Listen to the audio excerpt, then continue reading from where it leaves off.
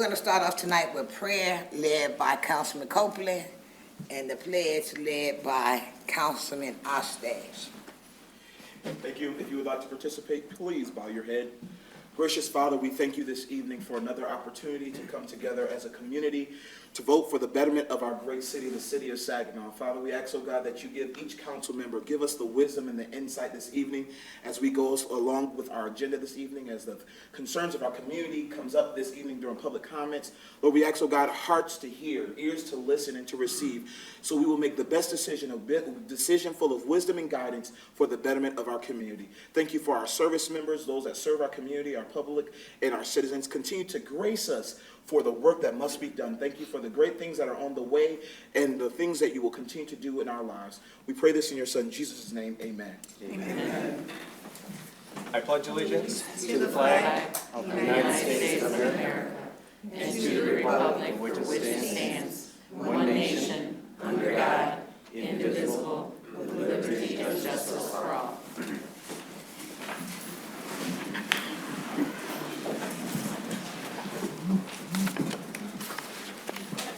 Madam Clerk, roll call, please. Councilmember Sylvia. Present. Councilmember Williams. Present. Councilmember Ball. Present. Mayor Pro Tem Bench. Present.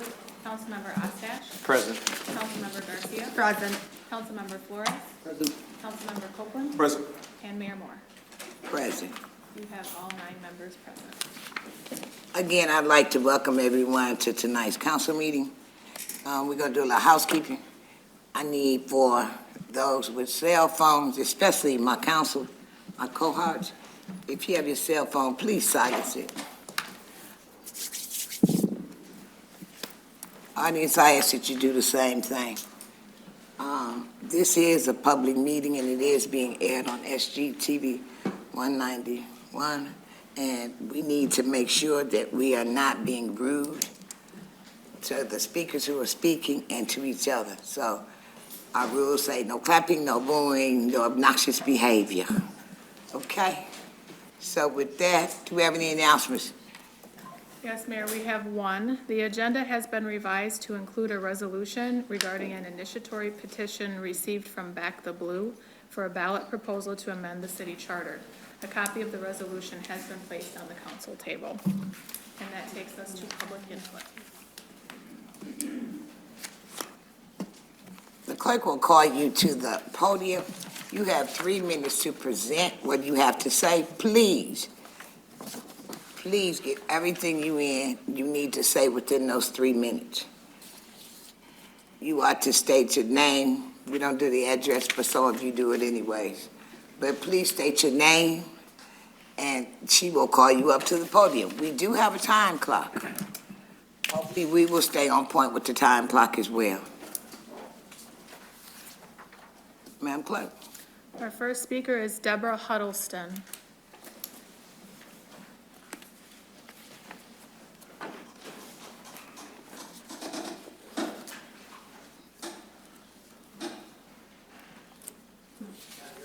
Our next speaker is Terrence Harvey.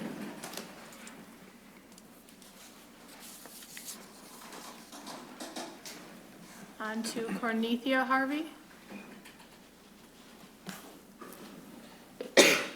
How about Jimmy Carter?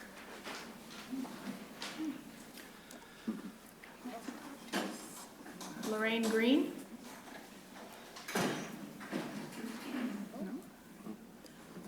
Diane Keenan? I know she's here. I seen her. She'll come and talk to us. Hello, Mayor Moore, City Council members, and the city staff. I'm Diane Keenan, Executive Director of the East Side Soup Kitchen. We're located on Genesee Avenue, right here in Saginaw. I'm here today to share some staggering numbers with you, and also to show you why we are in need of additional ARPA funding. In July, we served 16,316 meals with an additional 1,190 snacks. We distributed 20,159 pounds of food to 337 households. We assisted 3 families with immediate food boxes that were in need. Today we served 843 meals, and that's just today. On any given day, we are given bread products and fresh produce from Hidden Harvest, which is also located in the Hunger Solution Center. They usually, on a weekly basis, give us 6,000 pounds of food to distribute to our guests to help them with additional meals when they're at home or wherever they're living at. We also get around 2,000 pounds of food from Hidden Harvest for our kitchen meals that we prepare for our guests on a daily basis. Numbers continue to rise. The need is great. I hope that you will consider us as you hear more guest speakers speaking on our behalf. Thank you. Thank you. Our next speaker is Samantha McKenzie. Hello, Mayor Moore. My name is Samantha McKenzie, and I'm the president and CEO of Hidden Harvest, a proud partner with Eastside Soup Kitchen and the Hunger Solution Center. Today, I want to share with you about our efforts that support youth in the city of Saginaw. From the Hunger Solution Center, Hidden Harvest currently partners with over 20 youth programs in the city of Saginaw, including Boys and Girls Clubs, which over the lifetime of our relationship with them, we've shared over $150,000 worth of food. We share food to Can Council, Saginaw Covenant Academy. We have a new partner in the Charles L. McNair Freedom School. We share food with Holy Cross Children's Services, the Saginaw ISD, including Head Start and many elementary school programs. Underground Railroad, while it serves more than just youth in our community, is a big partner, and they certainly do support youth as well. The Houghton Jones Neighborhood Association, Mustard Seed Shelter, the Rescue Ministries of Mid-Michigan, Saginaw County Youth Protection Council, including Interlink and Teen Parent Services, Heart of Saginaw, the St. Mary's Children's Day Festival. We've partnered with First Ward Community Center since forever, and we've given them over $451,000 worth of food throughout the lifetime of our partnership. There's so many partners. Last year, we actually shared food with 30 different locations and programs that served exclusively youth in the city of Saginaw. The food that Hidden Harvest shared to those programs would have amounted to a retail value of $431,000.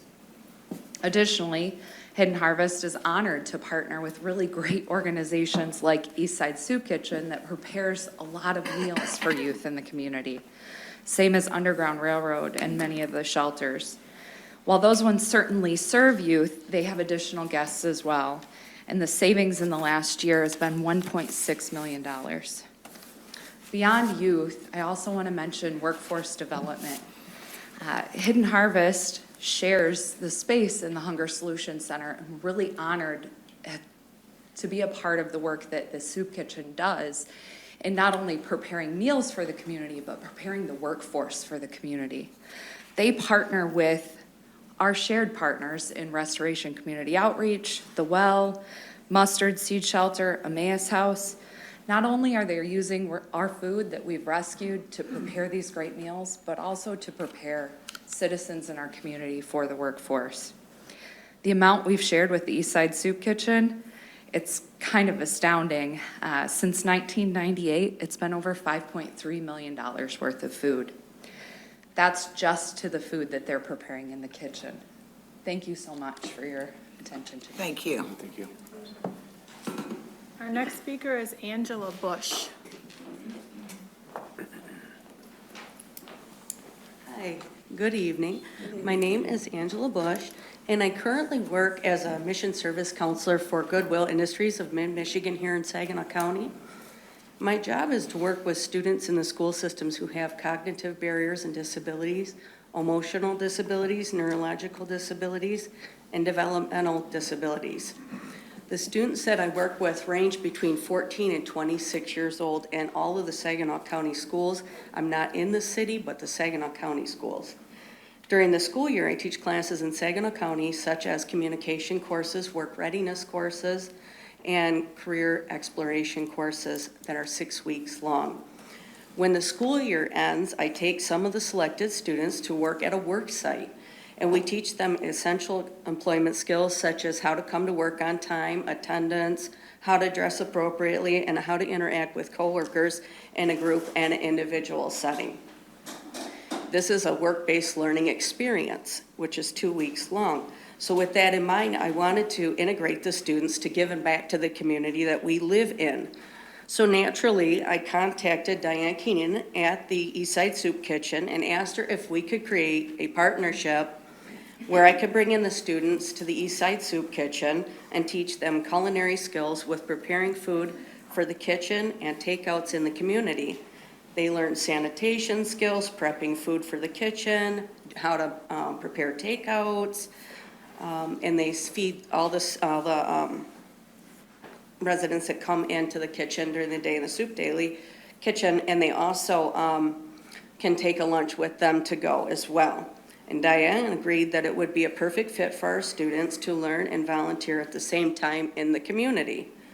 Recently, 2 of my students learned how to cut vegetables, cheeses, make sandwiches, and package them for the next day's meal. They learned how to work on the line, hand out lunches for all individuals that come into the Eastside Soup Kitchen dining room. They learned how to clean up after themselves and most importantly, learn how to work with management and the kitchen staff. We thoroughly enjoy our time working at the Eastside Soup Kitchen and look forward to upcoming summers where I can bring in more students and teach them these valuable skills in the community for more summers to come. Thank you for your time. Thank you. Our next speaker is Jane Fitzpatrick.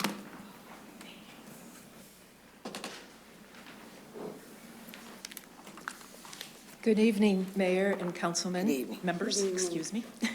My name is Jane Fitzpatrick, and I live at 123 Hine Avenue in Saginaw. I'm here on behalf of the Eastside Soup Kitchen, Hidden Harvest, the Hunger Solution Center, and the request, your consideration request for ARPA funding for this entity. I've served on the board of directors for the Eastside Soup Kitchen for 6 years, stepping down this past January. The last year, 2023, I was president of the board, and in that capacity, I also was a member of the Soup Kitchen Hidden Harvest Hunger Solution Committee, and I'm very familiar with all the hard work that has been going into this endeavor. I now serve as a volunteer in the Soup Kitchen in the dining room. I chose the dining room as opposed to the kitchen. I just said, I don't want to be in the kitchen. I want to be out in the dining room with the people that we serve, interacting with them. And some of you may have read my Facebook postings, which I make public, about experiences, stories of volunteering at the Soup Kitchen. They're just special interest stories about the wonderful human beings that we serve. As you just heard, the Soup Kitchen partners with a vast number of organizations, including partnerships with youth, our next generation. You just heard about the Goodwill Student Youth Program. There's also the Saginaw Intermediate School District's Training Work Program, the First Ward Community Center Youth Program, and there are other entities. We are looking at bringing in not only serving, providing meals for our youth, but bringing them into the organization as volunteers and contributing to the organization and what we deliver. You've heard the numbers from Diane. They're astronomical. The numbers jumped up during the pandemic, and we naively as a board thought maybe they would calm down after that, but they haven't. They've just continuously grown. And as you heard today, almost 900 meals today. Fortunately, along with the number of meals increasing, the number of volunteers have too. And this is causing a nice problem to have, is that we are at capacity in the building. And this capital campaign will provide better organization and a safer environment for our volunteers and our staff to provide the services that we are. And I hope you consider this request. Thank you. Thank you. Our next speaker is David Parham.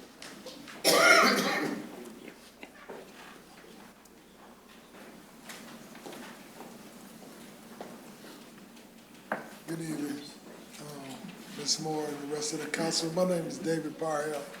I'm here on behalf of Restoration Community Outreach in the Well of Saginaw, where I've been over at Restoration Community Outreach as the housing case manager just this year, and to speak on the behalf of the work I had in this short period of time that has been very powerful. To see what the Eastside Soup Kitchen is doing. They have took some of the gentlemen that we work with that may be mentally impaired and give them opportunities from volunteering, and she has created jobs.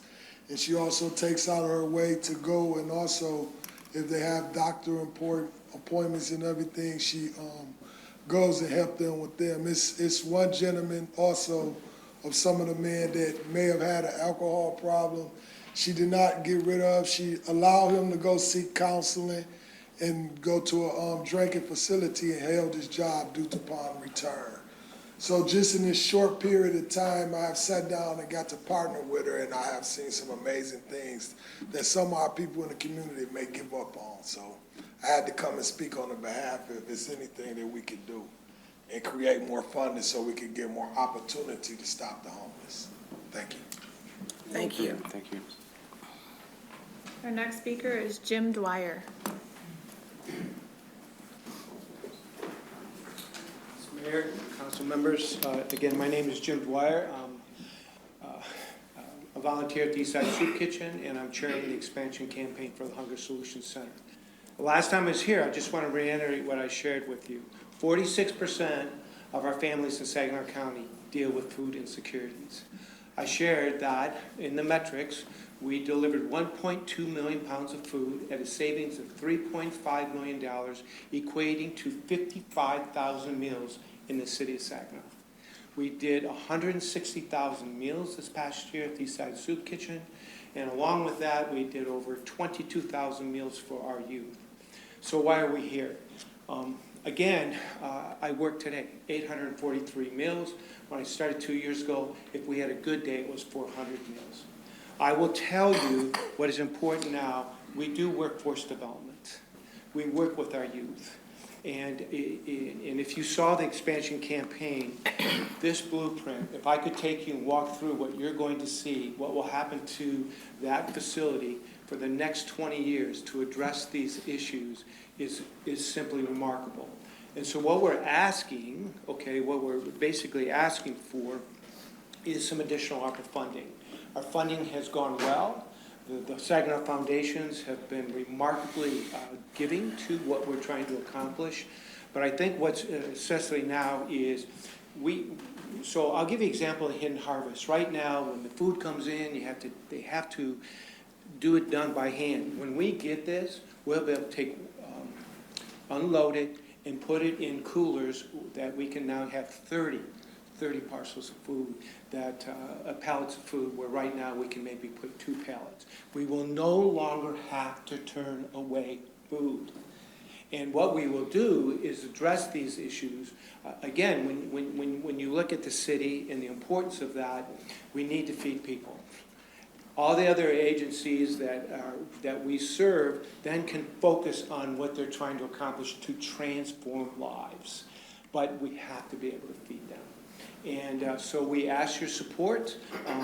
We asked before $5 million for ARPA funds. You were incredibly generous to give us $1 million, and we're just asking for some additional funding, if available, because of the incredible need that we're trying to serve the needs of this community. And we're very appreciative of that, and thank you for giving us the time and consideration. I have been humbled by my experience of working there, and I have been transformed to see what I get to see on a daily basis. And I went there this morning, and people were saying, "Can you give me a sandwich? Can you give me a sandwich?" I said, "You have to wait until we get it." So thanks again for sharing our story. Thank you. Thank you. Thank you. Our next speaker is Tara Riley Watson. Good afternoon, council, good evening, and good evening, residents. This is my 4th appearance before you all, requesting a mere $60,000 to assist with the Youth Entrepreneurship Program. We went to the ARC encounter. amazing, amazing experience. What you normally expect on youth trips, you know, the acting up and the clowning that they do, did not happen whatsoever because the pride of the fact that they paid for it was the extreme hype of the trip. Since I've come to this meeting, students that I've dealt with in this city have been shot, run over, and several other things during times that they could have been in programming. This weekend, Saginaw African Arts Festival, amazing time. 3 incidents involving children fighting. If our program had been funded, we'd have had a tent there that would have given them something to do because every child is not a STEM and STEAM child. Everybody is not into that particular type event. Some kids outgrow face painting. And these are wonderful events. But if other programming had been on site to offer something else, this could have been prevented. All I'm asking is an opportunity to support a lot of the programs that are already in existence by offering additional funding. Everybody can't do everything. And we hear that because there's been several people that have spoken before me, and all of them are doing the same thing, feeding youth. Obviously, our youth are in need of care, they're in need of support, they're in need of time and places and spaces to be. But in those places and spaces, they need to be productive, and they need to be able to see their creativity come to life. You can stand there and talk to me all day and tell me what I should not do. Everybody knows that gun violence is not good for them. Everybody knows that gangs is not good for them. But if I have nothing else to do and I'm not seeing myself produce anything else and I'm not getting any other attention, I'm gonna behave in the way that gets me attention, be it good or bad. And that's just how it goes. I work in the school with children every day. And there are particular children that you know they are not bad children. They are just ignored children. And so in order to not be ignored, they act out so that they can get attention. I'm willing to give these children some attention, and I have a team willing to give it to them with me. All we're asking for is some funds to enrich what we're already doing and to be able to do it continually. Our program is self-sustaining. We won't be back asking for additional funds. Thank you. Thank you. Our next speaker is Erica Taylor.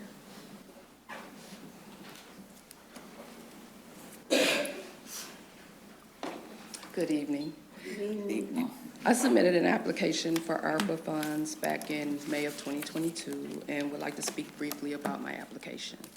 The request was for assistance in the renovation of Jerome Elementary School at 1515 Sweet Street, which the Saginaw Intermediate School District has been utilizing as a preschool since 2014, serving families through early Head Start, and the Great Start to Readiness program.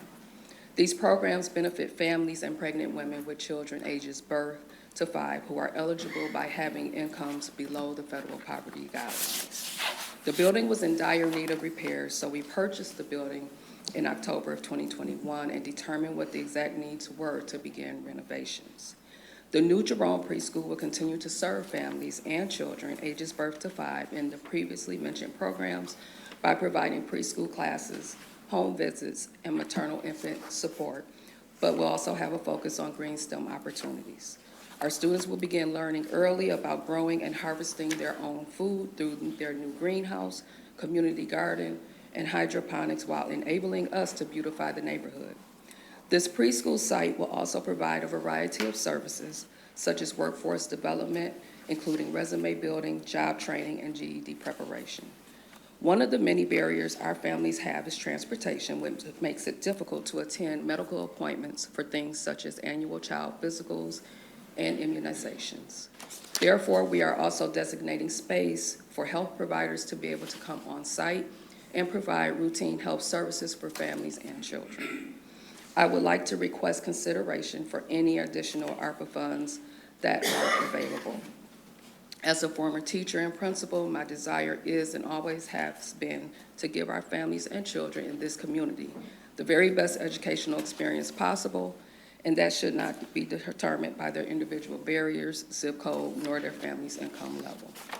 I have also provided you with some handouts with additional information about all of our early childhood programs. However, if you have further questions, my business card is attached. I thank each of you for your time and your consideration. Thank you. Thank you. Our next speaker is, excuse me, Jimmy Green.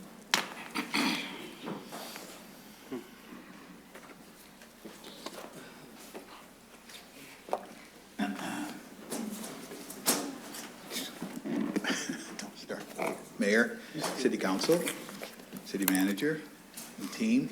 My name is Jimmy Green. I represent Saginaw Spirit. I'm here to present a presentation on behalf of the Saginaw Spirit and the Canadian Hockey League, and it's a thank you for an amazing support that we received from the city of Saginaw. This is singular to the city.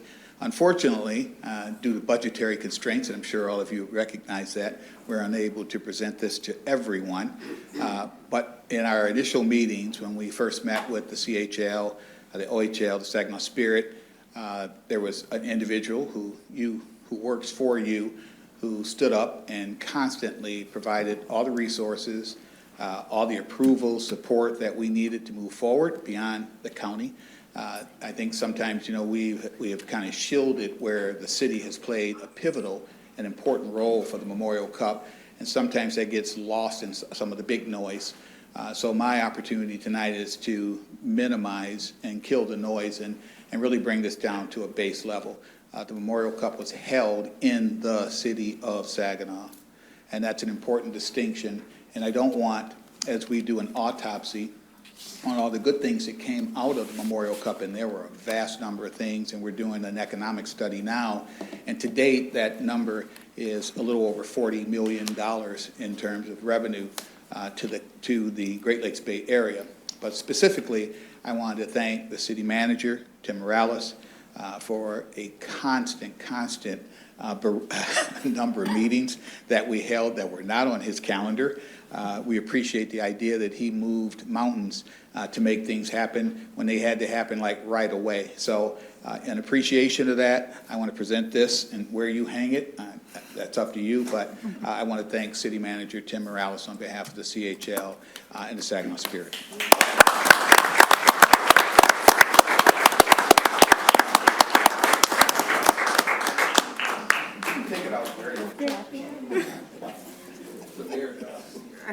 Yeah, I'm wearing my shirt with their signatures.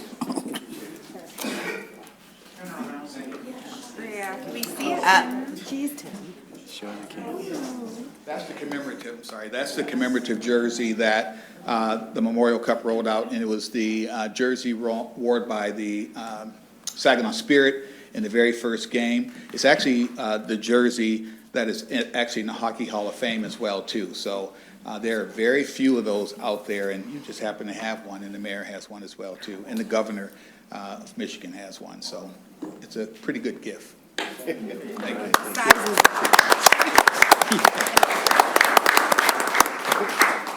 What size is that? Girl, one size fit all, trust me. Our next speaker is Alex DePerry. It's going to be a hard act to follow. I'm Alex DePerry, here representing Old Town Saginaw Association. I'm here to thank the City of Saginaw, City Engineering Department, everyone who worked on the street calming, pedestrian-friendly improvements on Hamilton Street. The changes have been amazing. People actually stop and let people cross the street. Cars have even become polite to each other, and they both stop, and who's going to go first? It's been transformative. I'd also like to thank the police department. We've actually gotten to know a lot of the officers there, and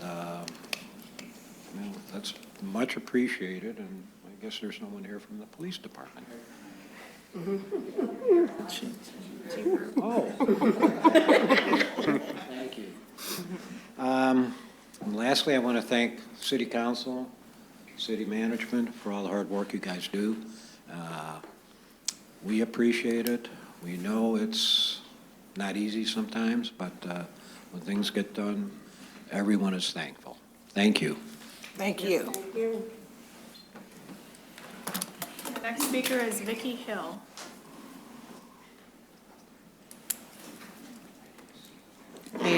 Mayor Pro Tem, council members, thank you for allowing me to speak today. I'm standing on behalf of Women of Colors. I am the Vice Chair of Women of Colors. And the reason I'm here, first of all, I want to thank you all for what you have done for Women of Colors so far in the purchasing of our building. It's a great place to be, but with new things, you know, there's always some repairs that might need to be done. So we're asking that you allocate additional capital funds for Women of Color so that we may get some of those repairs done. As you know, we have been serving our community for 31 years without any interruption in any services, and we serve our youth. Not only do we serve our youth, but we also serve the women over at Emmaus House. We serve TRICAP. We serve RCO. So we're inside of the schools as well. But we also have children or youth, the juveniles, who are mandated by the court to be in Women of Color's program. And we are holding those meetings inside of our new building. But right now, in our new building, what we need most is a brand-new roof. Our roof is leaking, and we have to have a new roof. That's a must. We have other repairs that we need to have done as well, but that one is top of the list. And we have, I believe Evelyn has already sent some information out, and we are looking at several places to do that roof, but I believe she has chosen Versatile, which is within the city. We want to keep those dollars in the city, but this is a must for us. We need to have a new roof. Our roof is leaking. When I went down there just this week, you know, we had a hard rain last week, and when I went down there, I found some water puddles. We cannot have that. We have invited several of you, and all of you that has not come out, please come out and see the building. It's located at 3057 Davenport, and you can see exactly what we're talking about. You know, you will see exactly what we need. We've had our inspection done, and that inspector has given us a list of things that's a must, that must be done. We can't do it by ourselves, and we need your help. If we didn't need your help, we would not ask you for that help, but we need your help. I believe we are workers together. We're not apart. We stand together. Together we stand, divided we fall. And we are standing together, and we need your help so that we can continue to provide the great services that we do for all of the youth in this city. And once again, we have a lot of things that need to be repaired, but the main thing right now, the biggest thing on this item that I'm talking about is that roof. We have to have that roof fixed. And if you know anything about getting roof repairs, you know they're really, really expensive. There are no small ticket items when it comes to a roof. They're all huge. So please consider allocating more funds to Women of Colors. We've asked for $150,000. Thank you. Thank you. Thank you. Our next speaker is Pam Ross McLean.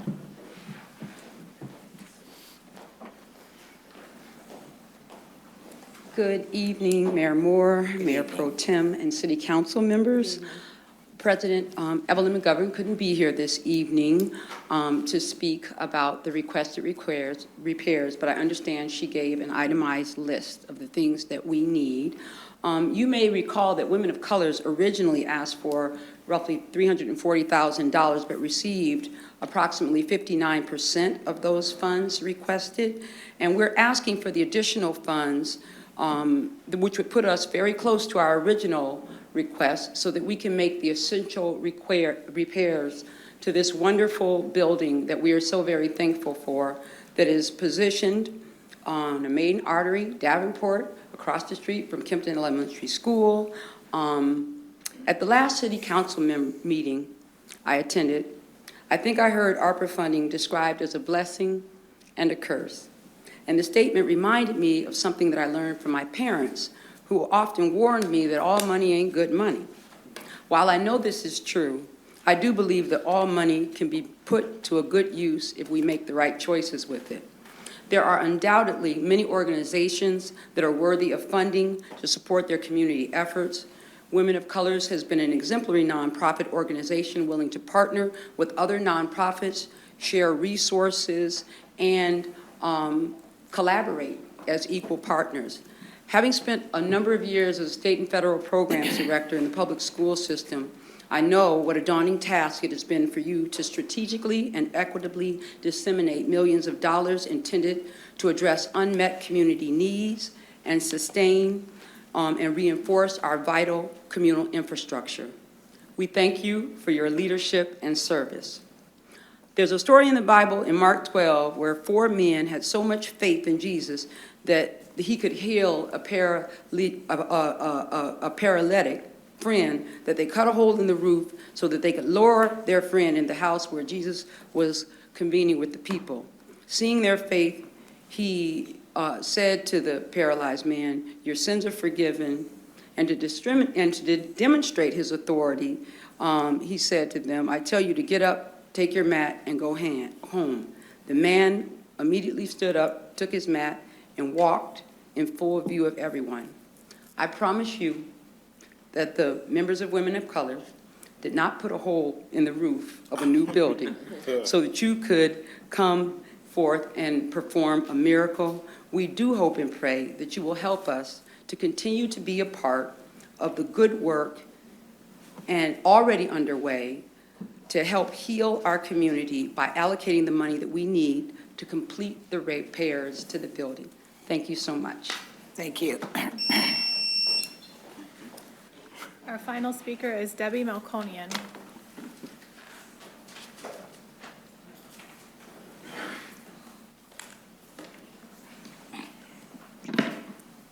Good evening, everyone. I'm Debbie Melkonian, president of the Adams Boulevard Neighborhood Association. I'm not asking for any money, so I don't have anything to do with, the food bank or anything like that. I am here to talk about ordinances in the city of Saginaw. There are hundreds of them, we know that, and they are all hard to enforce, and many times they slip through the cracks, and the departments that oversee them can't do enough. But I'm here to address ordinance number 94004, animals, birds, and bees. Number D says, no person shall harbor or keep any animal, bird or bee, which causes annoyance in the neighborhood either by barking, howling, braying, crowing, and other sounds that come from these species. We have had, since November of 17, a problem with dogs barking, and it has increased. And there is one resident that has filed this many complaints, and they have all been read. They've been addressed by the police department, by animal control, the city of Saginaw, but nothing has been done. This particular person has also been issued a PPO, which means he has been charged with harassing the gentleman that has 5 dogs, which is definitely against the ordinance. Unfortunately, he does not know what the PPO says, but he does have to appear in court later this month.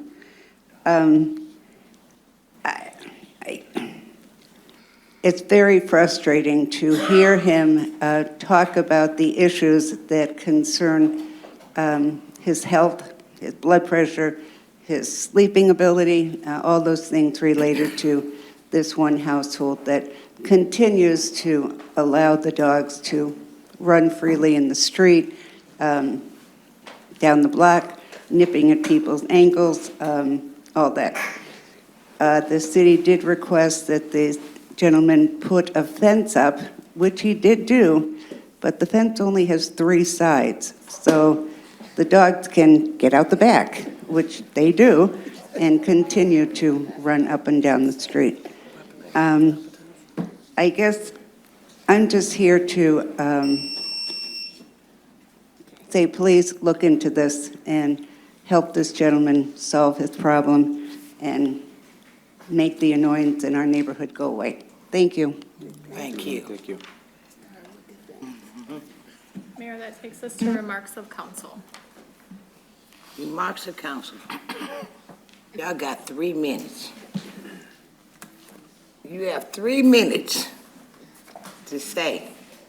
So we are going to start tonight with Councilwoman Sylvia. Thank you so much. First of all, I'd like to say good evening to everyone, and thank you for attending your city council meeting this evening. Don't have a lot today. We've got a lot on the agenda, but I'd like to just say thank you. Thank you to all the speakers. And I'd like to say the African American Cultural Festival this year was awesome, not only because it honored a memory of my mom, Queen Mother, who had been Queen Mother for many, many, many, many, many years. So I'd like to say kudos to the African Cultural Festival. I was one of their speakers, and you all have a great rest of the day. Thank you. Next, we have Councilman Williams. Thank you, Mayor. Good evening, everyone. Thank you for our speakers that came out tonight. I'd like to say that I've been to both the Eastside Soup Kitchen and Women of Color's new building, and I'm in support of both. Both outstanding programs. Women of Color's, your building, I mean, really, it's beautiful. It's a beautiful building. And thank you, both programs, for all that you do for the city. I also like to say thank you to the HELP organization and the fellow council members that came to the gun violence seminar last Thursday. It was over at Thompson Middle School. Very good turnout. I would like to say to our city that we need to show up and show out. We need to show up and show out. When we have these types of events going on, we need to be there. We need to be there and not be there in silence, but be there to talk, to share, to figure out remedies for what is going on in our community. It's been something that obviously has plagued us for a very long time. It can stop. It can stop, but we have to want it to stop. We have to put forth the effort for it to stop. But it was a good turnout. We had had some good discussion, learned some things, and looking forward to working with that organization as well in the future. And that is all that I have. Thank you, Mayor. Thank you. Next, we have Councilman Balls. Thank you, Madam Mayor. I'd like to thank the citizens for coming out and bringing us your concerns. Hopefully we can help some form or matter to help out everybody. But, you know, I keep thinking about, you know, it's a lot easier, you know, to raise children than to fix broken adults. And that's a problem that we have here in the city of Saginaw. We have a lot of broken adults that's incarcerated. You know, a lot of people came here from the cotton fields to the steel mills, and now the steel mills are left. So what jobs are available for our citizens? Not a lot, but some kind of way we got to find some kind of way to incorporate them in hiring in our city. I've been in the city long enough to realize that a lot of people that work in the city don't live in the city. You know, I appreciate everybody coming in and talking. A lot of people that have talked, that work you guys that talk, a lot of you don't even live in the city. I'm not getting on you about it, but it's just to show you just how it really is. I mean, you come here and you work, you take the money out, but the citizens that live in the city need jobs too. So some kind of way we got to get them up and ready, up to snuff, so they can take on the employment that we need here in the city of Saginaw. If kids get up and don't see their fathers going to work or don't see their fathers at home, you can imagine how they feel later on during the day, especially when there's a roll call and the teachers are asking, is your father coming today to PTA, and most of the little boys hold their head down and say, no, my father don't live with us, and something like that.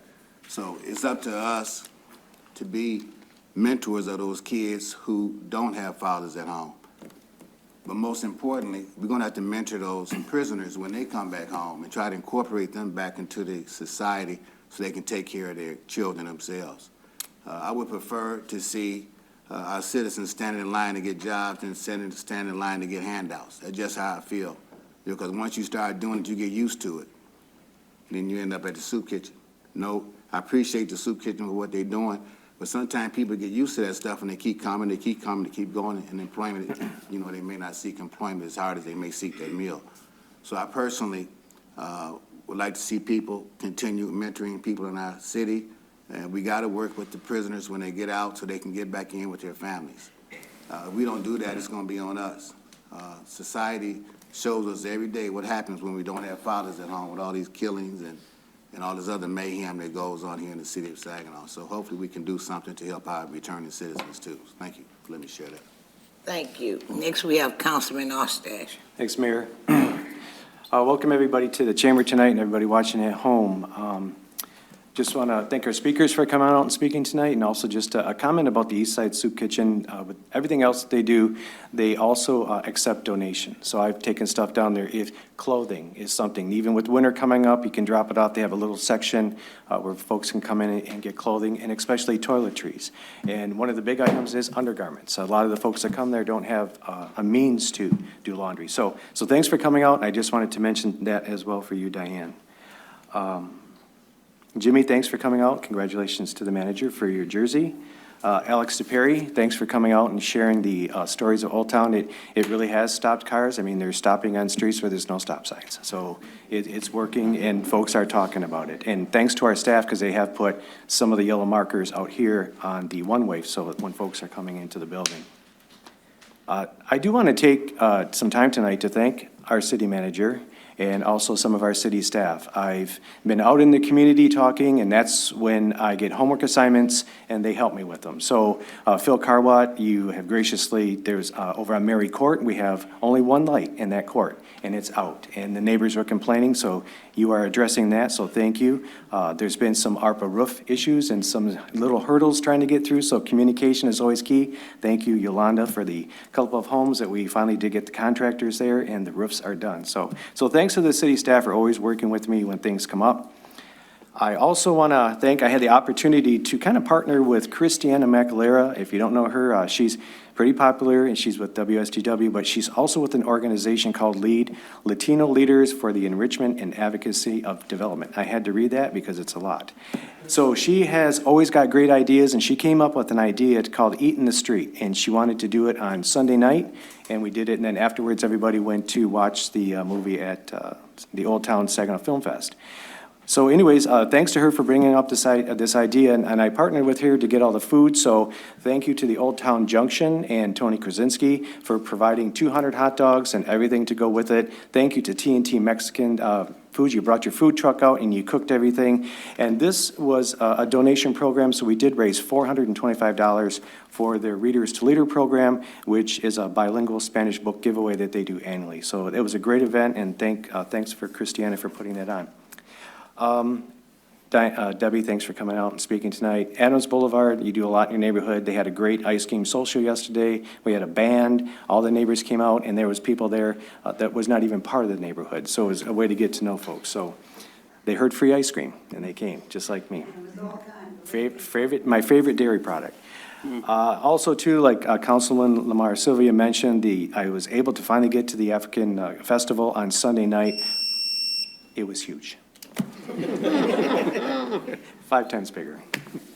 Thank you. Next, we have Councilwoman Garcia. Good evening, concerned citizens of the community. Thanks for joining us for this lovely council meeting.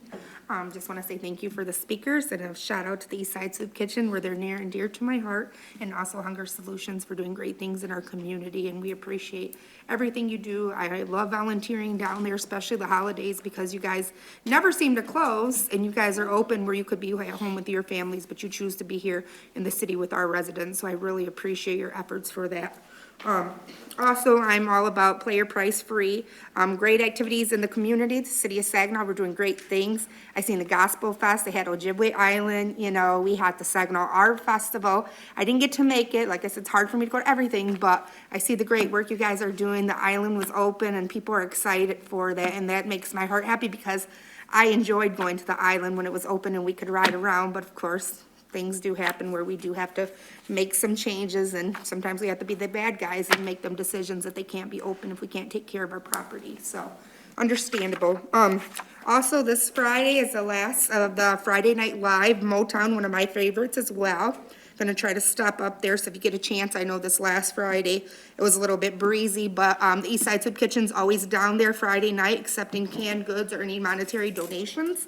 So if you wanna step out there, this, Sunday as well, it is the exclusive car club, so all the cool lowriders and that, they'll be down there at the SBRC Market.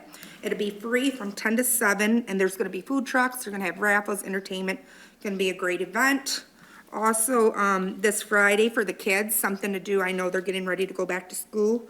They're gonna have movie Under the Stars, the Joke Credit Union Event Park, and they're gonna have Trolls at 7 o'clock, pre-party. Of course, kids party, movie at dusk, and then also this, Sunday as well, the credit union at the zoo is hosting, from 10 to 5, free admissions, rides, snacks, and school supplies. So if you know anybody in need, send them that way. It looks like we're gonna have some good weather, I'm hoping, and just like I said, there's always free things to do, always go online, utilize the websites. I'm a big fan of Facebook, my Saginaw Community Alerts, or wherever, just to get the word out what's going on, all the food giveaways. I know that's a dire need for everybody with economy. Gas is going down a little bit, so that's a good thing, keep our fingers crossed. But just have a good evening, and thank you guys for attending this night. Thank you. Next, we have Councilman Flores. Thank you, Mayor. Well, summer's almost over with, everybody. It was a quick summer. That's awful. So my son goes back to school on the 20th. We're going to go on a vacation right after this meeting. We're going to go to Nashville and then to the Carolinas. Wherever Ernesto is not, we're going to go. So wish us luck. It's been a great summer. Just real quick on a couple updates that we talked about last meeting. Thank you to Chief Ruth for speaking about the amount of boxes of Narcan that have been distributed to the community. It's been a great number of boxes, so it's over almost close to 300 in 2023, over 200 in 2024 thus far, and then 300 boxes from the libraries and 108 from the vending machines. You have to understand that some of those boxes ended up saving people's lives, right? So that's a huge effort. So thank you for making sure that that's something that's available in our community. Likewise with the gun violence and murders in our city this summer seemed to kind of cool down, right? There's been a couple 2 weeks ago in Woodbridge, but thank you for all the work that you do. For folks that are interested in talking to me on workforce development ARPA dollars, please contact me directly. Ms. Riley Watson knows that I'm available for calls, that we can talk and have a full conversation about how we can move these dollars over in your way. So my number again is 989-992-3803, 989-992-3803. Always, I'll be just driving for the next couple of days, so please give me a call. And then for the ordinances, especially dog ordinances, I feel your pain. I've lived next to a dog for a long period of time that just can't seem to get inside and barks all hours of the night. All of our ordinances are meant to push being a responsible neighbor, right? So for those of us that have that responsibility, let's treat our neighbors correctly, right? I think a lot of us did a great job with the fireworks ordinance where you're not supposed to put off fireworks past a certain date. We did a great job this year. Some of us did, at least in Northmore. Right? Mayor Seals, no? I didn't hear it. Also, hello, Mayor Seals. It's good to see you. And then last, just real quick, if anybody has any information on the murder of Keyshawn Banks, Quan Lee, Quay Smithers, Mario Bulger, Pamela Whitson, Ryan Clemens, Roy Whitson III, Cortez Hampton, Mazzy Rudidson, Johnson Lamar Van, Ronald Pacheco, Delance Stevens, T.Z. Thomas, Daquan Mims, Janelle Whittington, Hortson, Dennis Christopher, and Jason Porterfield Jr. Please call 1-800-422-5245. That's Crime Stoppers. Thank you. Thank you. Next, we have Councilman Copeland. Good evening. City of Saginaw, thank you to our public speakers. Also, thank you to those who are watching online and on TV. This weekend, I saw my former colleague, Councilman Scherzer, and it just sparked that in my head just to continue to say thank you for those that are watching online, and also to encourage me to continue to watch my face because you all are watching me. So thank you to those that are watching online. I want to just talk about what a weekend we've been having these past couple of weekends in Saginaw. From the Gospel Fest to the Art Fair to the African Cultural Festival, even the Movie Under the Stars. I do want to say, when you register for Movie Under the Stars, this is put on by Communities First, or a nonprofit out of Flint, Michigan. They provide dinner for the children. And that is really great to see the help conversation. And even today I was helping they have the neighborhood empowerment and skills training, and I was helping some of our young people go over their resumes. And it took me a while back, but our young people are working. And I think the one thing that stuck out to me after all these great events that's been going on in the city is, one, I need to put the plate down and get back in the gym. Because I was like, oh man, and the walking has definitely been the one thing.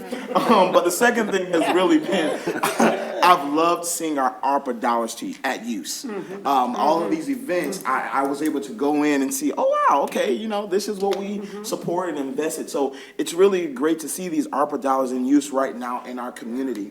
But just also to see the community coming together and seeing that there are things going on. And so that is really my continuous prayer, that we don't stop, even as we get in the fall, that we find something that we just continue to make our community what it's always called to do and called to be. So I want to thank those organizations that continue to put in the hard work to provide those opportunities for our community. Also, thank you to all of our public speakers that shared this evening. There's a lot of work that must be done in our community. But the thing that I'm realizing is it really is going to require all of us. We cannot just sit back. It's going to require all of us and all of our resources to make these things work. And so we will do it. But my final thing is, it's time for school. Parents, please get your children registered for school. Our kids need to be in school, okay? Please, there are a lot. If you can't get to, there are all resources. We even heard the resources today from our partners. Please get our children registered for school. We are in a state of emergency, okay? I'll just put it that way. We are working in education. We are in a state of emergency. If you don't know someone, check on your cousin, check on your nieces, check on your grandchildren, check on the neighbors' kids to make sure our children are in school. Thank you so much. Thank you. Next, we have Mayor Pro Tem Bench. Thank you, Madam Mayor, and good evening to everyone here and at home.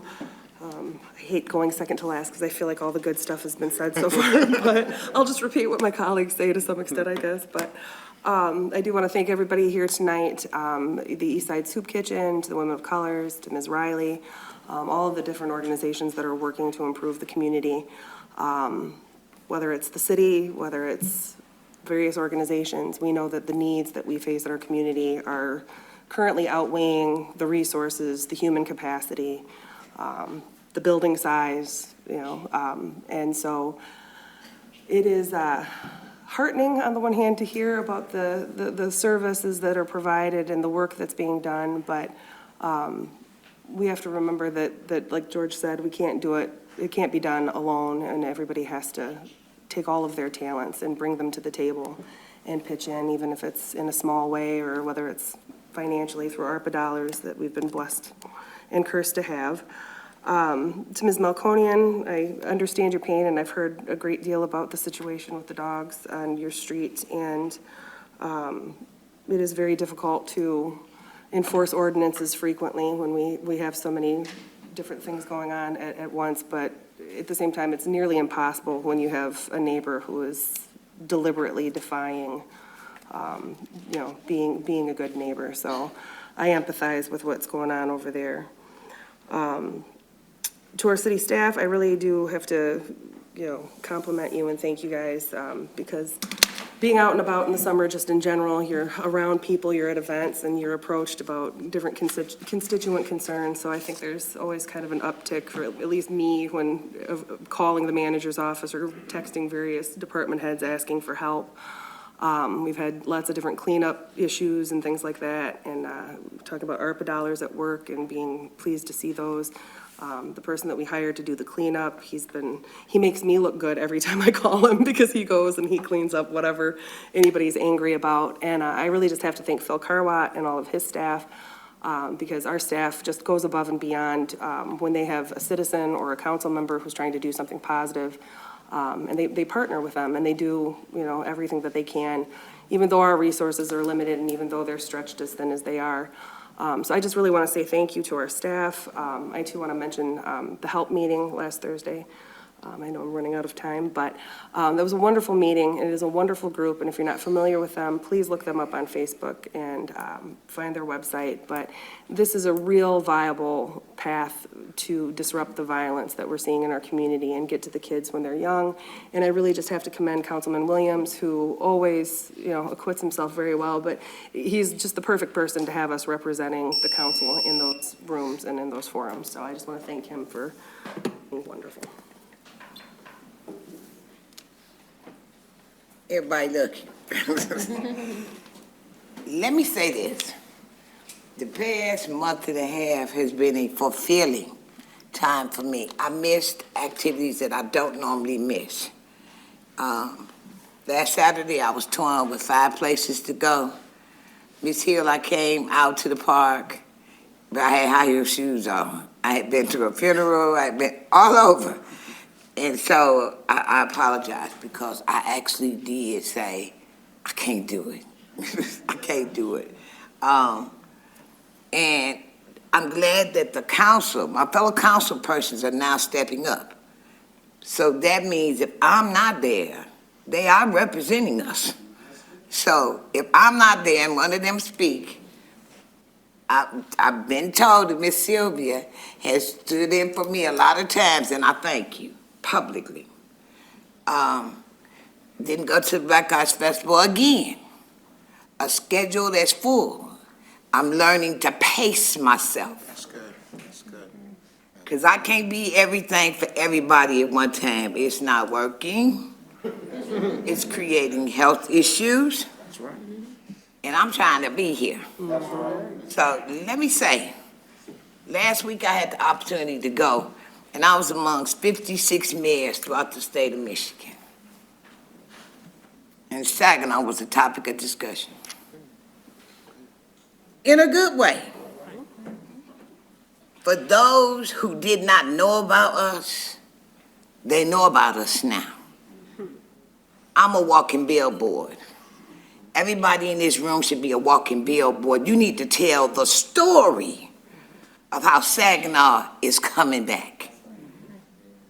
Mr. Green, thank you for the gift that you presented to the city manager because he thought he was going to get mine. I thank you. And for my public speakers, be not dismayed. The money has just started to come into this city. I keep telling y'all, it's a new season, it's a new day. We got to walk into our anointing. And for those who don't believe it, look around you. Thank you so much, Mr. DePerry. There are things that are happening right in front of us, and we don't even see it. We're so busy looking at the negative. Let's find some positive things. I'm going to keep saying it. We got to learn how to love one another better, because we're not doing it.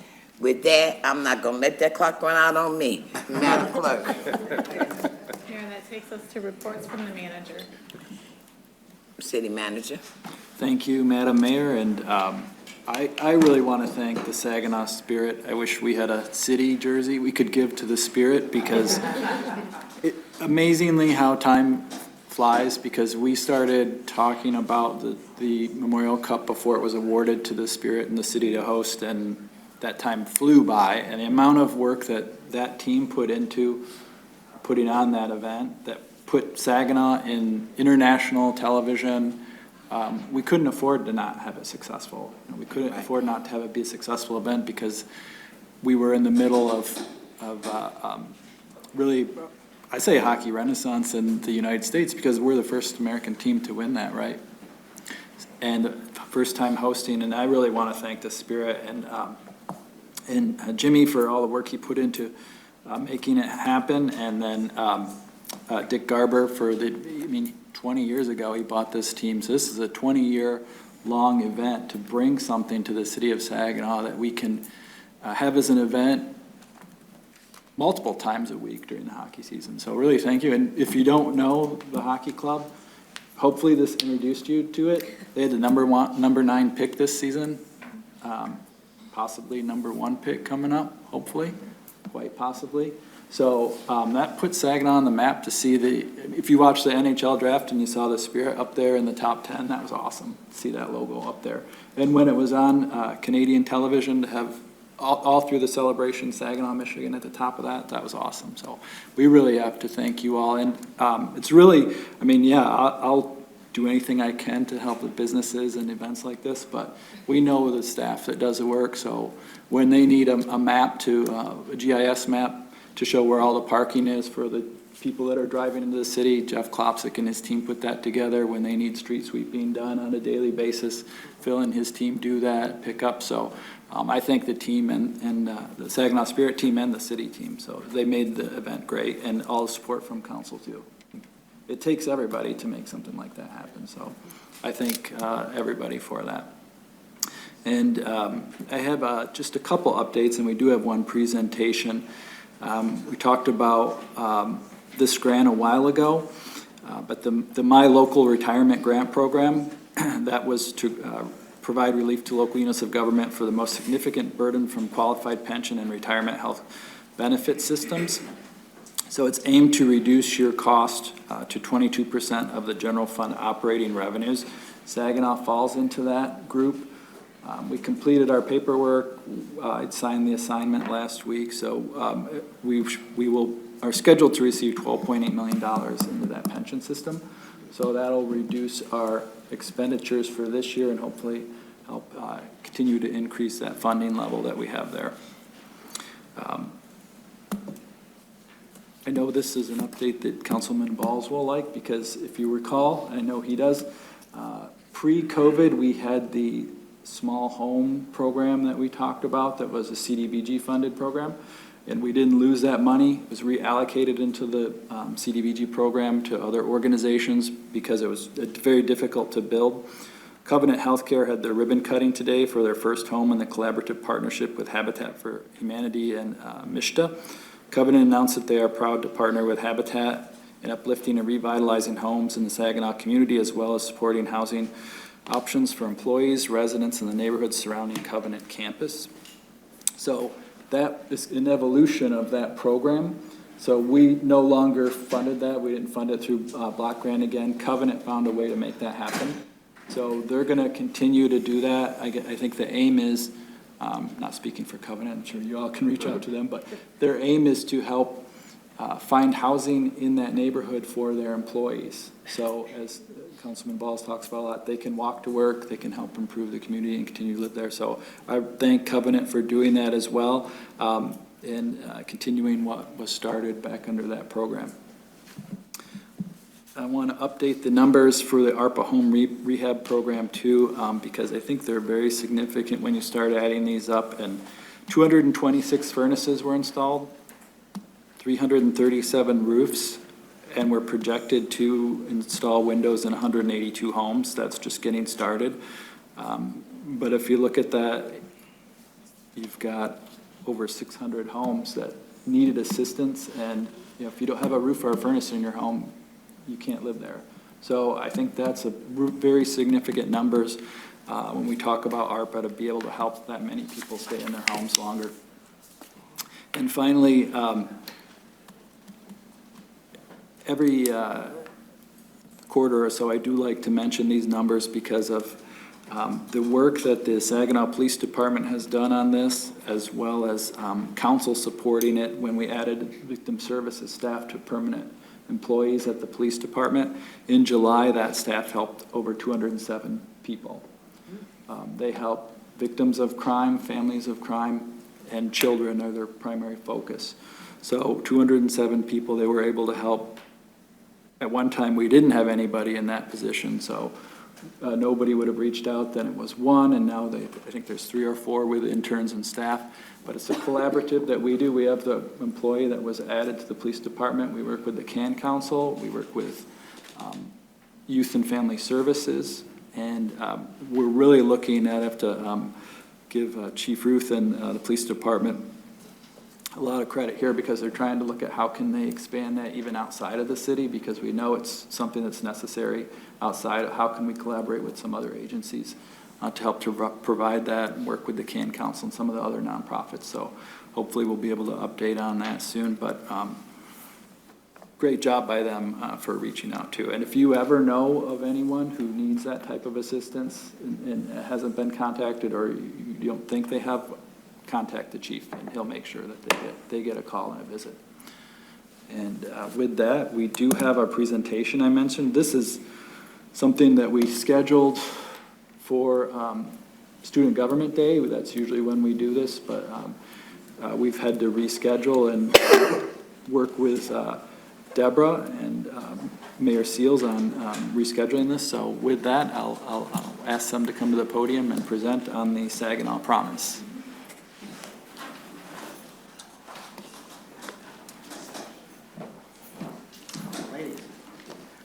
Thank you, Mr. Manager, for allowing us to come tonight and to talk with you about the Saginaw Promise. I want to thank Ms. Sylvia, Councilperson Sylvia, for coming to a meeting that we had over at our office, and we invited elected officials to come, and she was one of the ones from the city of Saginaw who came and represented you well at that meeting. But I want to say to you, said, why am I here talking about a scholarship program at the Saginaw City Council? You need to understand the origin. It was the governor of the state of Michigan who called me as the mayor of the city of Saginaw in 2009 and said, we want the city of Saginaw, not the school district, but the city of Saginaw to apply for a promise zone. There are going to be 10 designated in the state. We want you to apply. And so I talked with the city manager at the time, and he said to me, and I was actually in Washington, D.C. at the inauguration when I got that call at my hotel room, people. So this is how serious the governor of this state was. And he said, call the school district because they're going to be working with our students. And so we let them take the lead, and they did that. And I was selected to be one of those first members of the 11 people on the Promise Zone. Now, the thing about it is, you think it's a scholarship initiative. It really is. But it is more of an economic tool for cities. And that is why the legislature inaugurated and started it in 2009, because they saw what was happening in Kalamazoo. Kalamazoo had the Kalamazoo Promise. Dr. Brown created that. It took her 5 years. It's been in existence now 20 years. But she started that program. She got 5 millionaires, billionaires together to put money in there forever to support the Kalamazoo public schools. What we saw happen in the Kalamazoo public schools was an increase in the population, huge increase. 2,000 children increased in their school district in the beginning. The city increased in population, but not only the city, but the suburbs around them began to increase, and employers started flocking to Kalamazoo. So when the legislature saw this initiative, they said, we want that kind of thing to some of our most challenged cities. And they felt Saginaw was one of those places, and that's why the governor, told us we needed to apply. And of course we have. And I want you to know that we have been doing some phenomenal things, all right? So we have, you will note that each year in the Saginaw Public Schools, I'm a school board member as well now, we had an increase in students every year. That's a powerful statement. Remember, the thing back in Kalamazoo is that they had the only school district that we knew of at that time that was actually building new buildings. What are we doing in the city of Saginaw? We're building new buildings. And our citizens have supported it because they see the positive nature of the Saginaw Promise. Now, Deborah's going to share some data for you that's going to just blow your mind. blow your mind. I'm excited about all of this information. I didn't even have that, Congresswoman, listen, I'm trying to call you Congresswoman. Ms. Sylvia, that we didn't have at the time when we came to that meeting. But I want you to know that we have served thus far 728 students with over $1.3 million. And we have raised every dime of that. We have raised every dime. And I'm not even coming here begging for money. I am coming here to educate you. And you say, why? Because when I was the mayor, I was on the Saginaw Promise. It was not intended when we went and said the school district take the lead for all of a sudden the city just washed their hands of the promise. When I go into the state associations, you got Pontiac City Council person sitting on the promise. Detroit, the vice mayor, knows more about the promise than probably a lot of people here in this room know about a promise as a whole. So it's a win-win. When the promise wins, guess what? The city wins. We keep our citizens, increase the number of kids in our school. That's why I got to be here today to educate you so you can understand the importance of it and that you will support the Saginaw Promise to see that it is part of this city and important as we move forward and all the positive things that you said that we're doing. So I come here to encourage you. We want to try to get a city council person to maybe sit on our board, so they can bring you the information back. We're having some events. We want to see you at the events.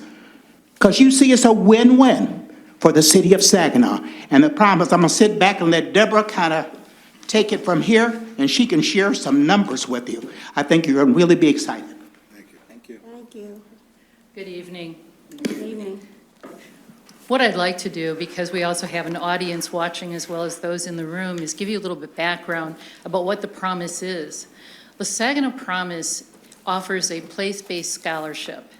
That is something that would be a benefit to residents, to families, and students living within the Promise Zone. The Promise Zone is made up of the cities of Saginaw, Zilwaukee, Kochville, and that area of Buena Vista that is designated to the Saginaw Public School District. What this is this is an incentive and a benefit. It's also an incentive for people to stay in the cities that I've just mentioned. It's also an opportunity if they are attending school and living in this area, leading to graduation, they will get a scholarship.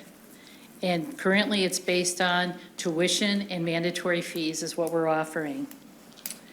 It's also not only looking at maintaining our population, but growing our population, because there's that incentive of a scholarship. It also is an opportunity to have an educated workforce. If we give them scholarships and our students go on to education, whether that be skilled trades, community college, university degrees, they will have that education. And we know that economists now are talking about that by the year 2030, 70% of all jobs will require some form of post-secondary education. And we're talking skilled trades, we're talking our community college, we're talking trade schools, university, you name it. And what is a scholarship? Currently what the scholarship is being offered, if you go to a community college, and let's say that could be Delta, it could be any of our colleges. In fact, I should back up and say that anyone using our scholarship is using it in the state of Michigan. At any accredited institution or trade school, technical school, you name it, they can use it here, and they can use it with skilled trades too. And that scholarship is good up to 2 years. And what we are mandated to do, and we are mandated through the Promise Zone legislation, to fund 30 credits a year, leading up to 60 credits to attain an associate degree. So what that means is we have had Saginaw Promise scholars go to Delta or go to a community college and leave that institution debt-free. They didn't have to pay for tuition. We paid for that, and we helped them go on. Also, for our four-year institutions, we are currently, and this is going to start in the 2024, which will be actually about now, we're starting to pay these out. We will give $4,000 a year for students, and that's $2,000 a semester. And for those students who aren't attending an institution in the state of Michigan, they are able to do an online course with an institution in the state of Michigan. They may be attending another college, but they can still use their Saginaw Promise scholarship with an institution here. They also, if they come home during the summer, they can attend the local institution and use their Saginaw Promise scholarship. So we're trying to be very flexible and adaptive. And what else is extremely important is that we do not consider grade point average. Students must maintain the standards of the institution they enroll with, but they have an opportunity. Also, we do not consider parental income. That is not a consideration.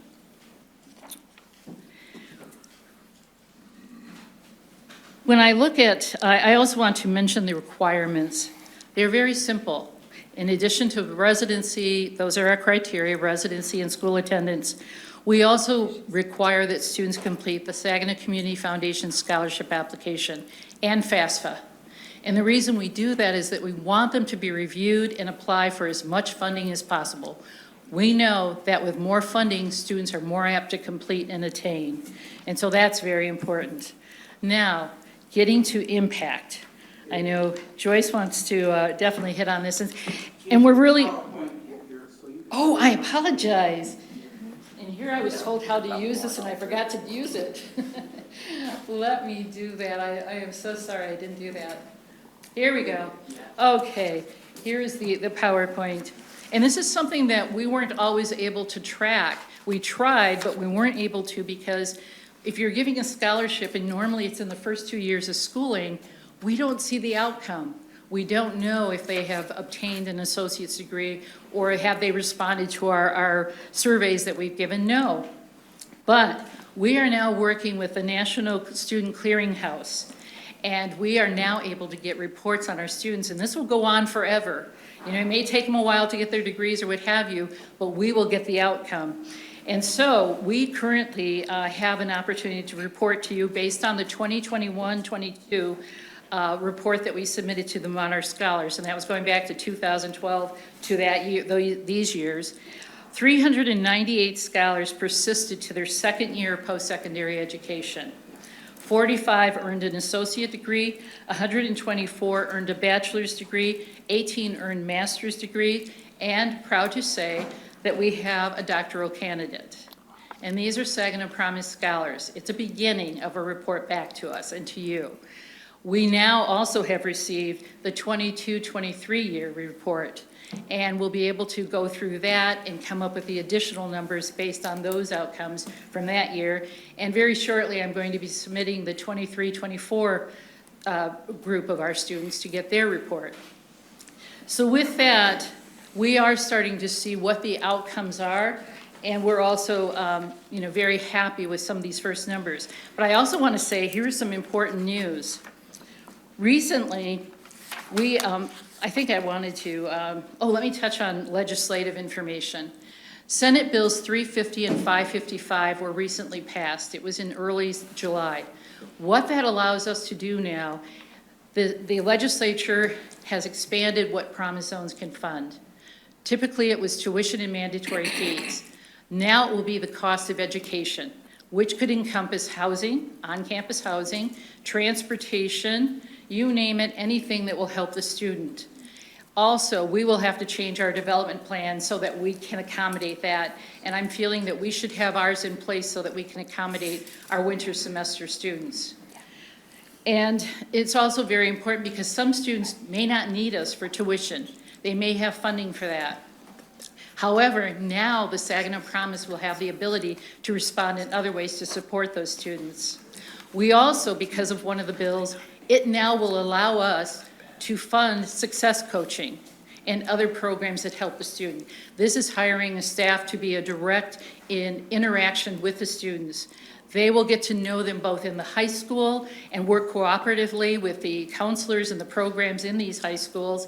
And then not only as they get to know them in high school, they will be able to transition on when the student is entering post-secondary education. Whether that be a Delta, an MSU, a U of M, there will be somebody there to contact them And that person will be able to listen to what their needs may be, maybe their questions. They just want a ready resource.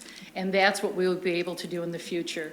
And that will happen once we can change our development plan to correspond with that.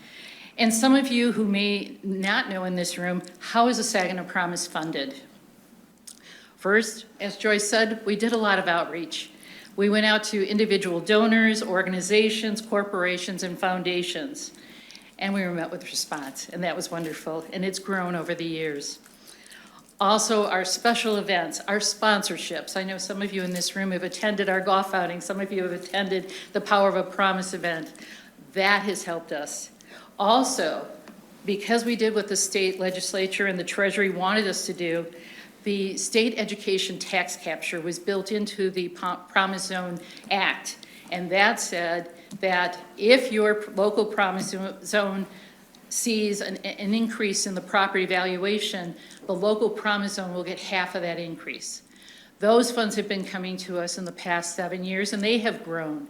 I think our first year was about $54,000. Last year was in the area of $200,000. So that's coming back to us, and that's only because we have a Promise Zone. And so with that, and I want to make sure that I've covered everything that I wanted to, I think the basis of what we are trying to do is the Promise Zone is working to really provide opportunities and to remove barriers to post-secondary education to impact the future of Saginaw, its economy, and the lives of its students. And with that, we'd be happy to address any, oh, go ahead, Joyce, please. Just want to end up by saying, I think one important thing, when Dr. Brown came from Kalamazoo, in all of their findings, they said they found something I thought was just powerful, especially for a city council. They had a 20% drop in youth crime.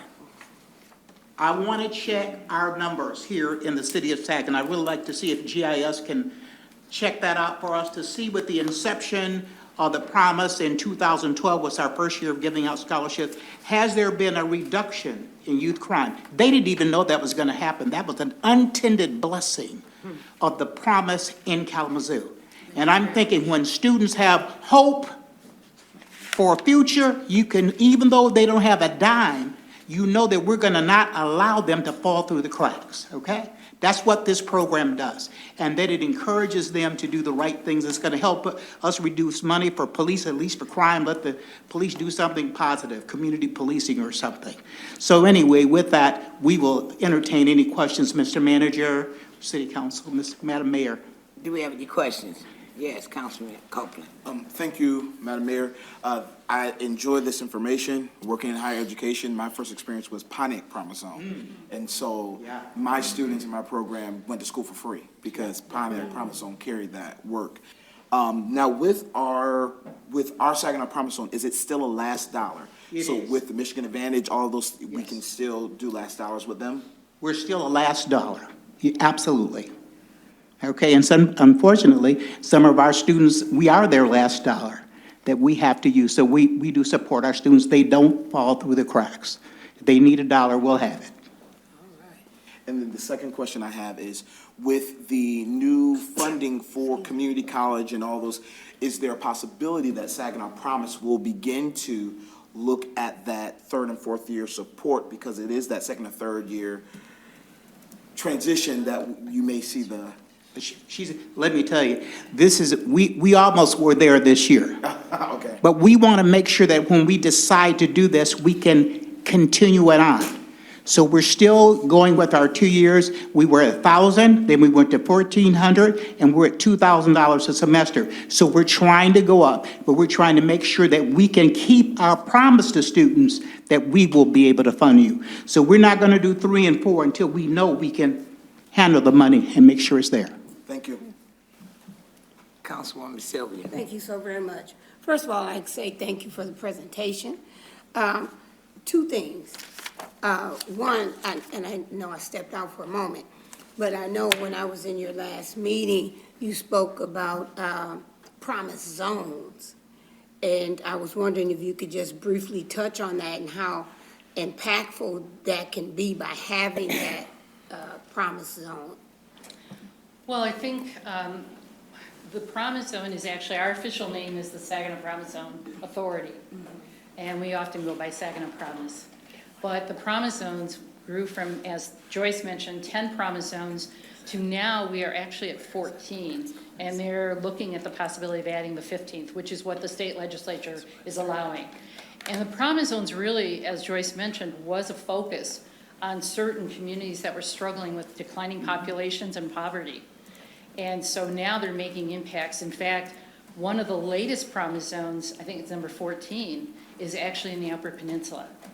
And the importance of Promise Zones now, and I would mention that one of the things that has made us even more impactful, probably in the last 7 years, is that we formed a Michigan Promise Zone Association, so that we all come together quarterly and we can communicate by email or what have you in between to really share resources and to share ideas and materials and just common questions.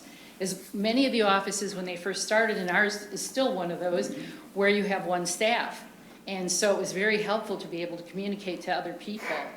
And so that is the Promise Zone. And I think if you're going beyond Michigan and the Promise Zone movement, what's really exciting is that I have spoken to people in San Francisco and people in Texas because they wanted to learn from us as to how they could start these, and they started them. So this is a movement that has really gone way beyond Kalamazoo, and it's really meant to really expand and empower communities and to make those differences through post-secondary education. And also, my other question is that how can the city or city council help Saginaw Promise besides just sitting on the board with you and or being a liaison? How can we help? Well, you have us on your website, which is wonderful. That has been there for years, and we appreciate that. Maybe there could be more publicity, more promotion, maybe signage that says you're a Saginaw Promise community, Saginaw Promise Zone community, and then getting people, ask me about the Saginaw Promise, that kind of thing, because awareness really does generate activity and information. We'd certainly appreciate that kind of support. I want to say, too, that we are having an event in October. It's going to be at our new high school. Will be the first event that will happen there. We're having one of our former graduates of Saginaw High School, Dr. Phil Bowman from the University of Michigan. He's a retiree, and he's coming to speak. He's bringing his wife, who's also a retiree, and his 2 children as well. And he's going to be speaking. We're going to be giving tours of the new high school as part of that session. We hope that you'll come and buy a ticket and be a part of that. That's showing your support. We hope that the city will buy an ad. And I know they can't buy an ad from everybody in the community, but this is in their self-interest. Because when we're successful, guess what? You are too. So we hope the city will maybe do an ad of some sort for the Promise. But we want to see you at our events and supporting it. Maybe if someone here is on the board, you could come back and report the things we're doing and what we're talking about. And maybe the mayor can designate an appointee to the Saginaw Promise Board. That would be wonderful. We have 2 openings right now. We're trying to fill those 2 openings. And we'd love to have one of our elected officials to be a part of that.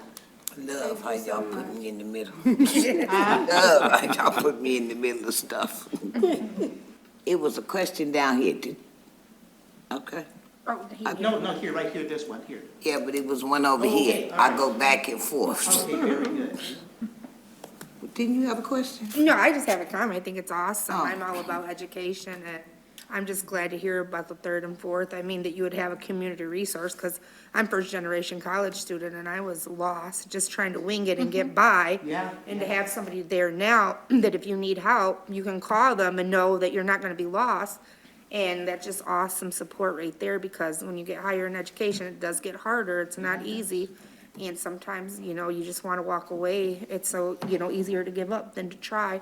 But at least you have people, good mentors in your place and that. And so that's awesome to see these numbers, because education really is important for everybody. And we need these kids in school and to become successful, and they can come back and give to the city. So thank you guys for all your hard work. And I'm possibly interested in being on your guys' board, so. Thank you.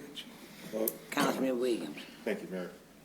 To piggyback off that being difficult and daunting moving up, how, when you talked about boundaries earlier, how easy is it for the student to access their Saginaw Promise funding? Well, it's actually fairly easy. They just need to complete the Saginaw Community Foundation scholarship application and all of the attachments, which would be their transcript, any reference letter, and then FAFSA. So that's what needs to be done, and we always try to share and work with the school systems as far as are there programs from Delta, SVSU, what have you, that might be promoting how to do FAFSA or how to help, because I know it was trying this year because they made some changes. But we even extended, for the Promise, we said, we're not going to consider FAFSA as long as you get it done before we have to make payment, because that's a requirement for us. You know, you could still be doing this in June, July, what have you, just because of the timelines that they had. But as long as, and then currently, because it is tuition and mandatory fees, that's where we were like, okay, they may not need it for tuition or mandatory fees. And so now we're going to have more flexibility. So now we can look at other needs. And I had one student who said, I'm not going to fill out the 2 remaining forms for you because I don't need tuition. And I said, well, let me tell you about something that is going to be happening. And so I was able to share with her that the bill had passed and that we would be able to fund, and we were looking at changing our development plan, and thus, you know, she would be able to, and she said, oh, with that, she wanted to fill out the information. And we're working closely with the school district. Yes. They're actually made it a part of the curriculum for them to fill out those applications to make sure our students are in there. And I promise you, I'm fighting in there to make sure that happens. And Dr. Foley has been assigned that job, and I promise you, he's working close with us, hand in hand, to make sure that happens exactly what you're saying, Councilperson. And I think I'd also like to mention too, if I could, annually, we hold a meeting, an informational luncheon meeting with all of the counselors of all of the high schools within the Promise Zone. So they are invited to come to that so that we can share what's new. Yeah. And that's very important. Also too, we focused on the high schoolers and their parents in our early years. Last year was the first year that we offered a videotape to be shown to all of the elementary on up to middle school to high school. And this year we've got a really exciting videotape that's being done, and we're going to be putting it on our website, so you'll be able to see that. But we had someone do a very important rap, someone who did this along with a group of students. So we're hoping to not only provide them with some entertainment and grab their attention, because we want those kindergarten parents to realize if they stay in the Promise Zone through graduation, they will have a scholarship for their child. And so we're going to grab their attention, we're going to be entertaining, and it's going to last probably about 5 minutes, but it will give them information about the Promise. So that's how we try to get information out. So look for that video. You might find somebody that you know on there. Yes, yes. Nobody, yes, Councilman Osterhage. Thank you so much for coming out. I didn't know all of this information, and now I do, because when I'm out in the community, I'm always talking about the MI Reconnect program, right? But that only reaches everybody from 21 years and up, because they haven't gotten that down. So here's another opportunity, and I thought somebody mentioned this one time. So there is a person in the school board in the household, so I'm going to be talking to that, Kevin, when I get home, to learn even more about this, Mayor. So thank you so much for bringing that out. And I would love to be there. I do plan on being at the open house for the new high school. So whatever you can do to keep us in the loop, if you can email us, but I will also tap him as well to get more and keep talking about it. So thank you. Thank you. Yeah. Councilman Balls. Yeah, age, what age is the students that can take? Good question. That's a very good question, because we want students to, they normally will complete their application, and they should complete their application when they're seniors. But what's really important is that if they don't use that scholarship, or let me put it another way, they have up to 6 years from high school graduation to use our scholarship. They just need to make application Every year. for those 2 years that they want to use it. But I try to really instill that in the students and their parents, because sometimes students are taking a gap year, or they're saying, no, this isn't for me, I'm going to try some other things. Well, they have that 6 years. And so that's very important. So thank you for asking that question. Another question is, so you give them a scholarship for 2 years, would that be enough to finance a skilled trades program? Because they only last like 2 years. We would give them what we offer to a Delta College, and Okay. sometimes I'm sorry, Councilman Balls, they would say, or that could add up to almost 5,000 a year. Okay. Yeah, I'm thinking of what we've given out to Delta students too. Thank you. Council, you already had one, I'll be back. Mayor Pro Tem, yes. Thank you. Coming back, Priscilla. Just a comment, I do want to say thank you personally for all the work that's gone into making sure these kids have these dollars available to them. My son graduated from Saginaw High last year, so we will have the first of 2 kids in our household who are Saginaw Promise recipients. And prior to some of the changes that were made in the legislature, I just believe between the scholarships that they earned and the last dollar scholarship with Saginaw Promise, I'm fairly confident now, I'm 100% confident, my kids are probably going to be able to be debt-free by the time they get done, as long as they make good decisions with their time and their money. So I just want to say thank you, and I will also add that, just anecdotally, the promise being something that we've talked about in our household for so long, it absolutely has had an effect on my kids' desire to stay here, because they see a financial path forward for themselves that is far more secure than certainly what I had when I graduated high school. I would have loved to have had the Saginaw Promise, but I know that that's had a huge impact, and I think that that's even on a small scale, achieving that and having that, those nights at the Saginaw High where we had the families in and did all the applications, I can't imagine, it's overwhelming for me, and I've done it before as an adult student, but just having that access, like Councilman Williams was asking, they made it very easy for us. I mean, very easy. I didn't even think we realized that we were completing it all at once, because it was just one package through the Saginaw Community Foundation, so, in addition to FAFSA. So thank you very much for everything you guys do to advocate for this.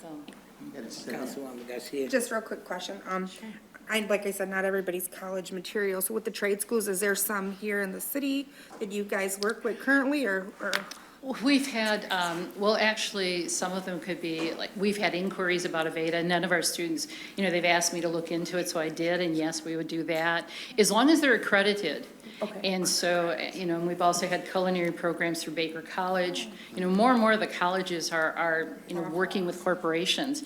And yes, we would still fund. And our Promise Zone is very flexible, and that was something that our original committee, I volunteered on that committee, that they didn't want to present any obstacles to students by saying you can only go to this institution or that institution. Instead, we wanted to make it open to any accredited institution in the state of Michigan, and that would include your trade, your technical, as long as they're accredited. And I always check into them, if it's something that they're pursuing. And yeah, we work with them. Okay, that's awesome. Thank you. Appreciate it. Anybody else? Yes. This is my final question. So, as long as students meet the institution's requirements, they are in good standing. So the student is dismissed from the institution, and they appeal. Admit it. Do you all, as the Saginaw Promise, have an appeal process for students who have gone through the process of that institution, been dismissed from the institution? Are they able to reapply for the Promise Zone? Is there an appeal process if the institution brings them back in? We're able to track our students. So we know that if we funded them for fall and for some reason they left in their second semester, I know they still have another year and a semester to go. And so we're able to look at that. And I think, that's one of the things that we've been able to do just by looking at our records and keeping track of that. I think there was something else too that you asked that I was going to address. It had something to do with the attendance, but no, we, as far as an appeal, we've never really had to do that, because as long as they get back into the school, I know what I was going to mention, is that sometimes we have students who move from one school to another, and we ask them on our agreement form, they sometimes miss that or forget to do that, and we're sending the check, but we're getting a refund, and usually institutions that we work with are so good in the state of Michigan, they will refund it and they'll say, okay, let me just get this, and then we can forward it to you. Once I know you're in place and I verified that they're enrolled, and they have to send me some information. And the credit requirement, do they have to be part-time, full-time, the whole time? It can be part-time. It can be, but we really, we'd like to see them go full-time, but it can be. And we've made allowances on that regard too, just because we knew maybe a student was struggling, and just to keep them going, we've said, okay, let us help you. So You're very flexible, so. we try, we really do try. Probably our biggest requirements are making sure that they do complete the application to be reviewed for other funding, and to also have them complete the FAFSA. And, as long as they do all of that, then we've got their information, then we can communicate and work with them. Thank you. To answer, Ms. Hills, I would prefer not to do that. Feel your request, and let me say why. I can assign you, but that don't mean you're gonna go. Okay? I would much rather for a council person that is interested in being a part of your board to come and talk for themselves. All too many times when we get on boards, we're not representing, because I have council people who never attend meetings, some who are not even on committees, so I would much rather for you to get somebody that's gonna follow through than me say, Councilman Ostash, I want you on that committee. He might not want to be there. So I would rather for council people, you hear me? Yep. Yes, But the ma'am. little girl say, you heard me? But the little girl say, you heard me? You heard me? We hear you. In the event that you really want to contribute, I've been telling y'all for the past 3 years, find something constructive to do. This is constructive. And I would much rather for them to come to you guys than for me to say, go over there. Because that don't mean they gonna stay, and that don't mean that they may contribute. Okay? I'm gonna let you pray over this. I know that. Any other questions? Thank you both so much. Thank you. Thank you. Y'all need to go down on them tickets, but it's okay. You already up to $100 now. So thank you so much for coming out, ladies, and sharing this information with us. You're very welcome. We appreciate the time. Thank you so thank much. Thank You're you. welcome. Thank you. Thank you. That concludes the management update. Any questions for the city manager? Yes. Yes, ma'am. Manager Morales, do we have an update on the porch out of Jabouille Island? At Gospel Fest, one of the artists almost fell, and they made a public thing about it. And so I did want to make sure to see if there's a follow-up on the update of the stage, The not stage? porch. Stage. Yeah, we'll get you an update. I know we were talking to Spicer about the project, so we'll get something for council. Perfect. The other question I have is, I love to hear those numbers, that we were at like 600 and something of impact through ARPA. I would just ask if there's a possible way, if the team can put something together to see how much, or what would it look like if we were able to get to 1,000 homes impacted? Whether it be more furnaces, whether it be more roofs, that we can just say, this is how much it would be if we did this many furnaces. If it was all furnaces, if it was a mix, I'm open to anything. I just want to see what it would look like if we can get to 1,000 homes impacted. Yeah, yeah, definitely. We could probably do it roughly right now even, but if you have, I don't want to do that to y'all. You take I'm happy to do it, Yolanda. But, yeah, we'll definitely, I'll say that,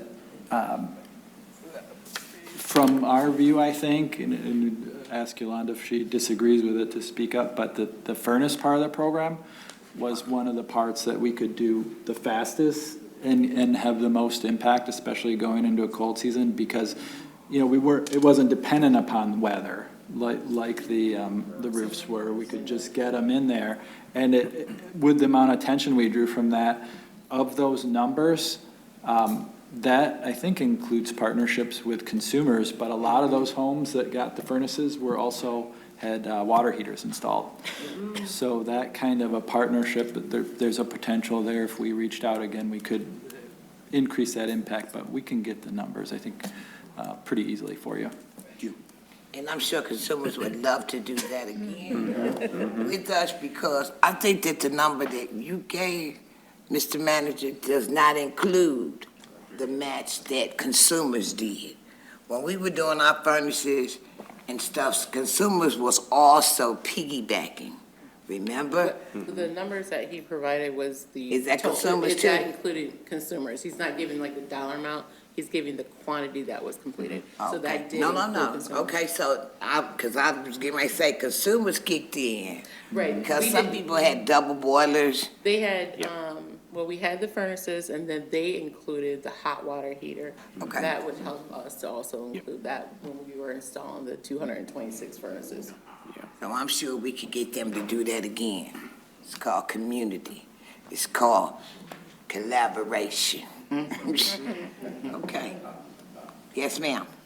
Would that be another application process? I think we would need to have another open application process because most of them have been completed, right, Yolanda, with the Well, furnaces especially? Oftentimes that what we were finding as we're going through, whether it's the furnaces, windows, roofs, people weren't completing their applications. That was like the biggest hindrance. Like, you had people who got denied because they didn't turn in information. So, the thing is that once you come in and you complete your information, complete the information so that we can consider you. Because these files are ultimately auditable, so. Yeah, and, some council members had asked me about, because we used our current staff to do this, and asked if we have time to do that, and we make time to do it because this project keeps people in homes, as I mentioned. If you're losing your furnace or your roof or something like that, you might give up that home, and we want to keep people in the homes, and that's part of keeping our population up too, right? So we definitely make time to do this project. I can't speak for Councilwoman that made the suggestion, but she was feeling that we knew that we couldn't find enough money to build homes, so we wanted to improve homes. Because if you don't have a roof, you can't get insurance. Your house burns, you get nothing, okay? There were actually senior citizens who were living in homes with electric heaters. They were our first priority. So we didn't have to worry about a fire occurring because they had those old antiquated heaters. So a lot of this had to do with us trying to think ahead. We knew we couldn't get housing, but why not fix up what people got? And why not give them heat, help them with a roof, help them with windows? And that way, the community is still growing and people are still living with us and not going to another city because of the tax cap or whatever, okay? Any other questions? Yes. Different topic. So, Tim, you brought up tonight about Covenant Healthcare in the homes that they were building. I actually had that, I ran out of time. I was going to talk about that under public input tonight, but I do believe that that is the area of Covenant Hospital where we as a council designated the neighborhood enterprise zone in that area. Okay, so folks, that's something else that we did as well to help out that neighborhood where we designated those tax incentives. I like to call them Oprahs for residents, where they can, it's in that whole area. So thanks for bringing it up tonight, and I just wanted to clarify that for the public. And one more thing too, I do want to, Mr. Manager, on that, last year, I had talked about Wade Trim Engineering, because we do a lot of work with a lot of different firms, but Wade Trim was one of the firms that does urban development. And I brought that to Tim, and then Mr. Manager, and then he took it to Phil Carwatz. So they are actively working with us now in the city because they're helping us write grants, because there are some folks that don't think that we're applying and getting grants, but we really are working. That is one other avenue that we're helping our residents in our city. And so thank you again for having an open ear, and now they're working with us, so. That's it. Really? That's all I have. Okay. Yes.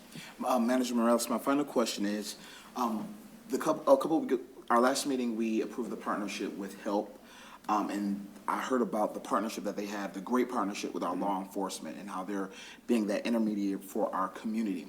With the island, Ojibwe Island, we talked about one of the challenges outside of the loitering, things like that. But one of the examples that was brought up was we had an emergency and we were spending more time closing it down at dusk.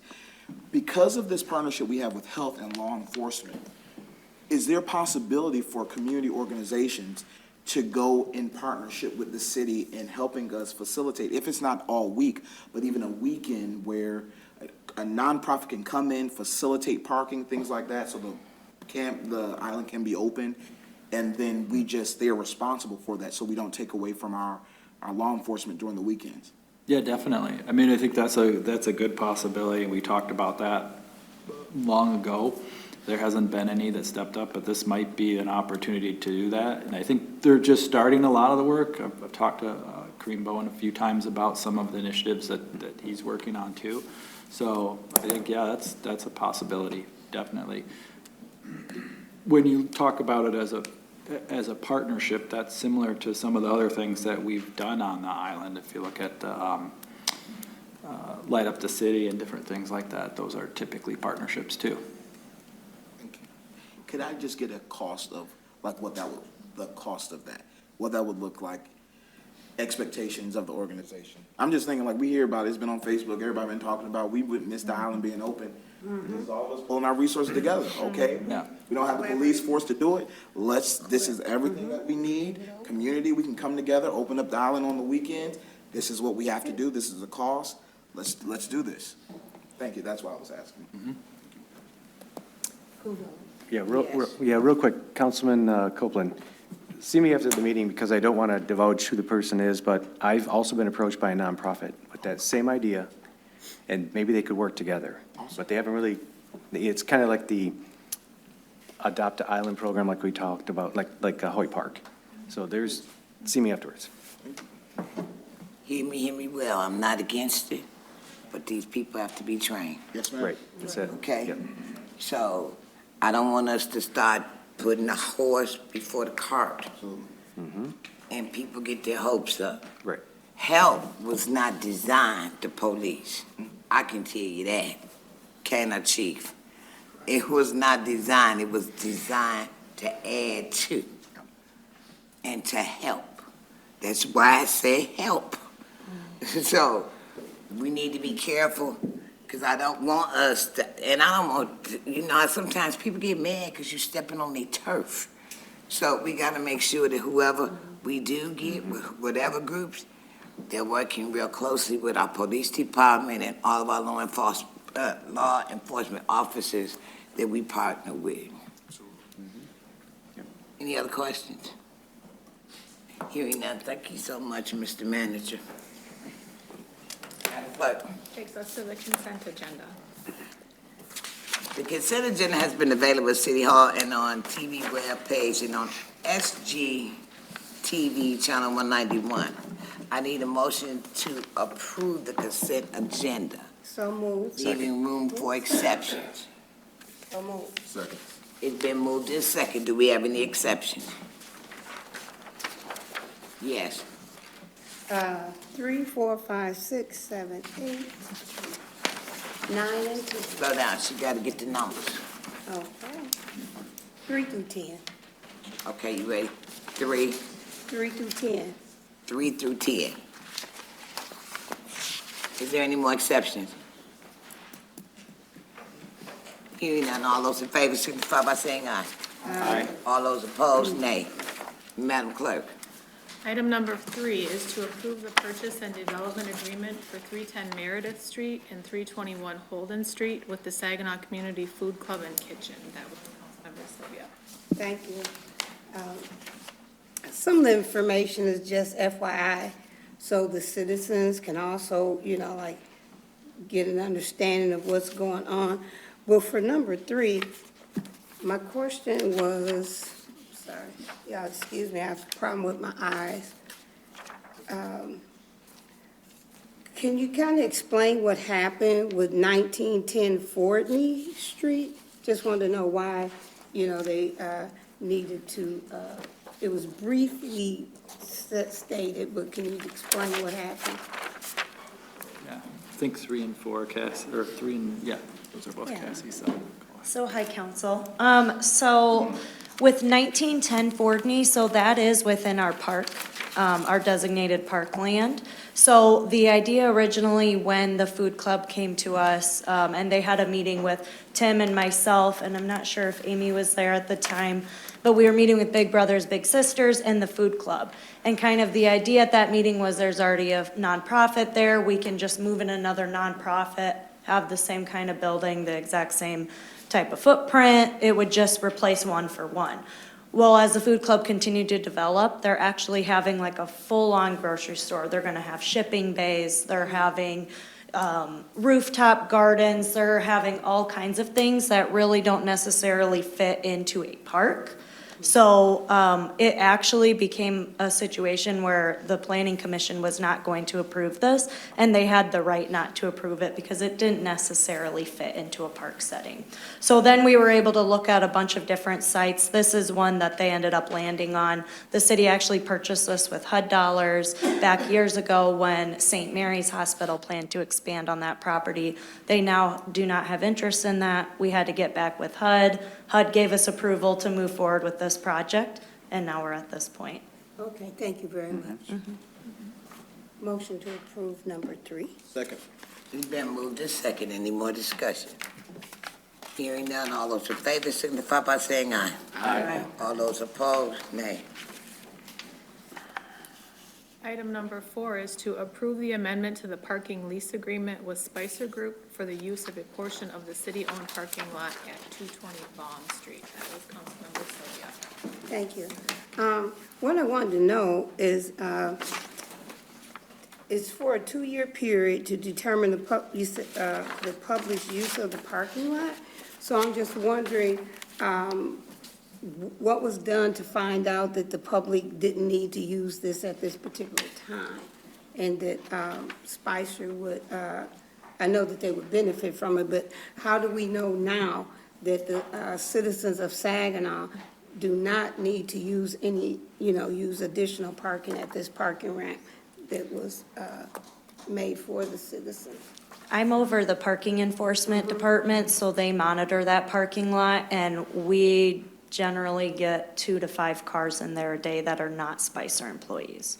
Is that because people think it's for Spicer? Or? It has a public parking sign. We have signs all over monitoring, saying what the parking rates are. We have pay kiosks in there. Okay. And it's, I do advertise it for events and things like that, but when we were working on that lot too, we worked with SVRC and a lot of the businesses downtown and a lot of them were saying, oh, great, let us know when it's available so our customers can park there. So they all knew it was there and that it's available, but sometimes people don't want to walk up 2 blocks. Yeah, that's what I think. If we have more stuff downtown, I think it will push people to that parking. So that's why we want to have, we'll work with Spicer right now, but if we have to say, hey, we need to reduce these number of spots that you have, we can do that too. So if there's special events in the area, or can the citizens use that? Even though Spicer has X amount of spots or spaces, can the citizens use that for special events in the area? after hours, they can use those spots that are designated Okay. for Spicer. Yeah. Okay, thank you. Motion to approve. Yeah, and just for clarification, we're almost a full year into that 2-year period. Okay, motion to approve number 4. Been moved to second. Any more discussion? Hearing none. All those in favor signify by saying aye. Aye. All those opposed, nay. Madam Clerk. Item number 5 is to approve the 2023 Coronavirus State and Local Fiscal Recovery Fund Grant Agreement for $2,030,266 for the Police Department Victim Services Division. Further approve a budget adjustment for fiscal year 2025 to recognize these funds. That was Councilmember Sylvia. Thank you. Actually, this is just FYI, so our citizens will know where these dollars came from, and that they did not come from the ARPA funds from the city. So I just wanted to get some FYI that we would share with the citizens in regards to those funds. Yes, they did not come from our ARPA money here in the city. These funds came through the MCOLS, which is the licensing arm for the state of Michigan for police officers. And the grant is basically a special grant for community engagement. This grant will cover a little over $400,000 for our victim services unit.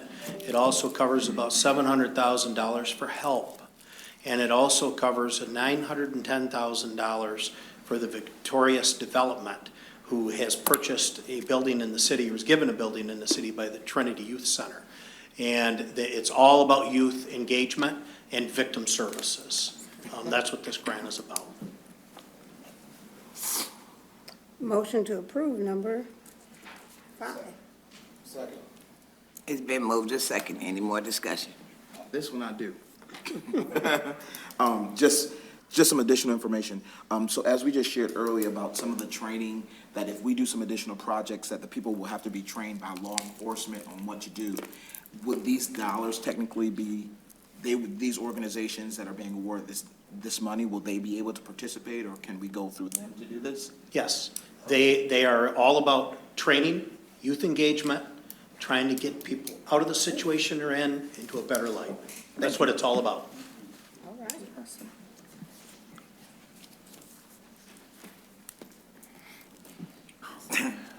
Any more questions? Hearing none, all those in favor signify by saying aye. Aye. All those opposed, nay. Madam Clerk. Item number 6 is to approve the U.S. Department of Justice Office for Victims of Crime, Child Victims and Witnesses Support Materials Grant for $5,166 for the Police Department Victim Services Division. Further approve a budget adjustment for fiscal year 2025 to recognize these funds. That was Councilmember Sylvia. Thank you. What I wanted to know, this was two-part. One is FYI for where those funds came from. Also, I wanted to know, did these funds come from the funds in number 5? Is this a separate fund? No, they are not coming from number 5. This is totally separate. This is from the U.S. Department of Justice Office of Victims of Crime is where this is coming from. We have some pretty good I have some good grant writers at the police department. When they see that there's a grant out there and an opportunity for us, we get on it. This grant was written just specifically for materials to give to children and families of victims of crime, coloring books, education-type books that our victim advocates and other organizations can give to children when they were victimized, or their parent was victimized, they're a witness, you name it. It's all about just engaging the community. And of course, number 7 is buying those books. Okay, all right, can I approve number 6 and 7? I'd like to motion to approve number 6 and 7, please. Second. Been moved to second. Any more discussion? All those in favor signify by saying aye. Aye. All those opposed, nay. Madam Clerk. Item number 8 is to approve the agreement with Dow Chemical Company for access to Wicks Park and the boat launch for an environmental remediation project for the engineering section, right-of-way division. Further approve a budget adjustment for fiscal year 2025 to recognize these funds. That was Councilmember Sylvia. Thank you very much. As I read this and I went over the council communication, so exactly what would Dow Chemical be doing? When will it, when will the date, what is the start date for this? So this is probably phase 4. So Dow Chemical, you guys probably are aware, for years have been trying to clean up the Tittabawassee River. And I think the last agreement we had, exact same agreement we had with them in 2020 or 2021. They're going to utilize that, the old Wicks Park boat launch, kind of midway, down there by Douglas or Naval Reserve Center, to place some barges and haul in approximately 7,000 tons of stone. And they're doing a capping project within the Tittabawassee River, but they're going to access it from our Wicks Park site. And this will be the final phase of their remediation on Tittabawassee River, and then they're going to start moving into the Saginaw River. So they're just going to be utilizing Wicks Park to deliver the material and the barges and the cranes and that to get the material into the Tittabawassee River, because it's the closest access site to that. Okay, so, And it should, I'm sorry, Ms. Sylvia, Go but ahead. just to answer your question on when it should start, it's going to be starting this week, I believe, if approved tonight. And it's probably going to be probably a 5 to 8 week project to complete. 5 to 8 weeks, because it says Dow will pay the city a sum of $1,000 per month for the duration of the project. So we're assuming about 2 months, so that's why we put that in there to recognize that, and then it'll go into our parks and maintenance budget to be used for maintenance. Was that feasible for $1,000? Yeah, that's the same amount we had the last time, and then they will, so what we're gonna do is we're gonna go in and video the entire area, the ride in, and, the last time they did it, they did have some asphalt repairs they had to make, due to and we are working with them to limit the total amount of weight that they're putting on each of these trucks so we don't get damage onto Okay, our so you're monitoring? Yeah. Okay, thank you. Motion to approve number 8. Second. Let's move to second. Any more discussion? All those in figure, I'm sorry. All those in favor, say aye. Aye. All those opposed, nay. Madam Clerk. Item number 9 is to approve the professional services agreement and purchase with Scape Landscape Architecture, DPC, for $1,367,400 for the design of the riverfront park improvements related to the Medical Diamond development for the Public Services Department Engineering Division. That was Councilmember Sylvia. Thank you. I'd like to know where this $1 million is coming from, and why are we dispersing this amount of money for something that's not there yet? Yeah, so this money's coming from a state grant. I think we've talked about, we received both the state and the federal grant for this medical diamond development. So this $30.3 million is the state portion that was given to the city directly related to this project. And the fees for this are estimated costs at this time based on an effort matrix in time to put together the design of the park improvements, and Scape was hired on board as part of the studio gang conceptual design. They're a nationally recognized landscape architect, so we want to use them because they've already been involved in this project, and it's the first of its kind in my time, so I think they'll bring something more to the table than a local firm. A lot of these local firms don't have the amount of experience in a project of this type, so that's why we want to bring Scape in. So none of these dollars are coming from city dollars? No.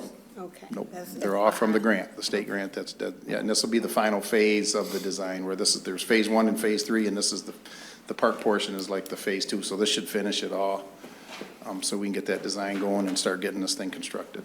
All right, thank you very much. You're welcome. Motion to approve number 9. Second. Any other, yes, Councilman Flores. Go. It was the Department of Labor and Economic Development Opportunity Yeah. Grant that we talked, it was the July 8th one where that first phase was put into place. And that's what my question was about this firm, because a lot of what they do is in New York City, and then there's been some in Pensacola, designs that they put in a little bit in Illinois, but they seem to be a really great firm. It'd be exciting to have them aboard and then contribute to Michigan. So yeah, thank you for answering that question. That was the only question I had, is where they kind of came from. Thanks. Yeah, I will say too that they do a lot on rivers. So a big reason for the cost of this is permitting and different things along the river, because obviously there's concerns with various agencies about that work, so that's a big. It does. The environmental review side, when you're working along the rivers, does increase the cost, because you got all the hydrological studies and soil studies and all that stuff that you don't have when you get away from the river, so. And also going back a little bit to what Phil said, so this firm isn't local, but half of this project, about half of the fee, actually a little more, is for a local firm, because we asked them to partner with Spicer for the engineering portion, so that money will stay in the city. That was my question. Our local contractors. Yeah. It's been moved and second. Any more discussion? All those in favor signify by saying aye. Aye. All those opposed, nay.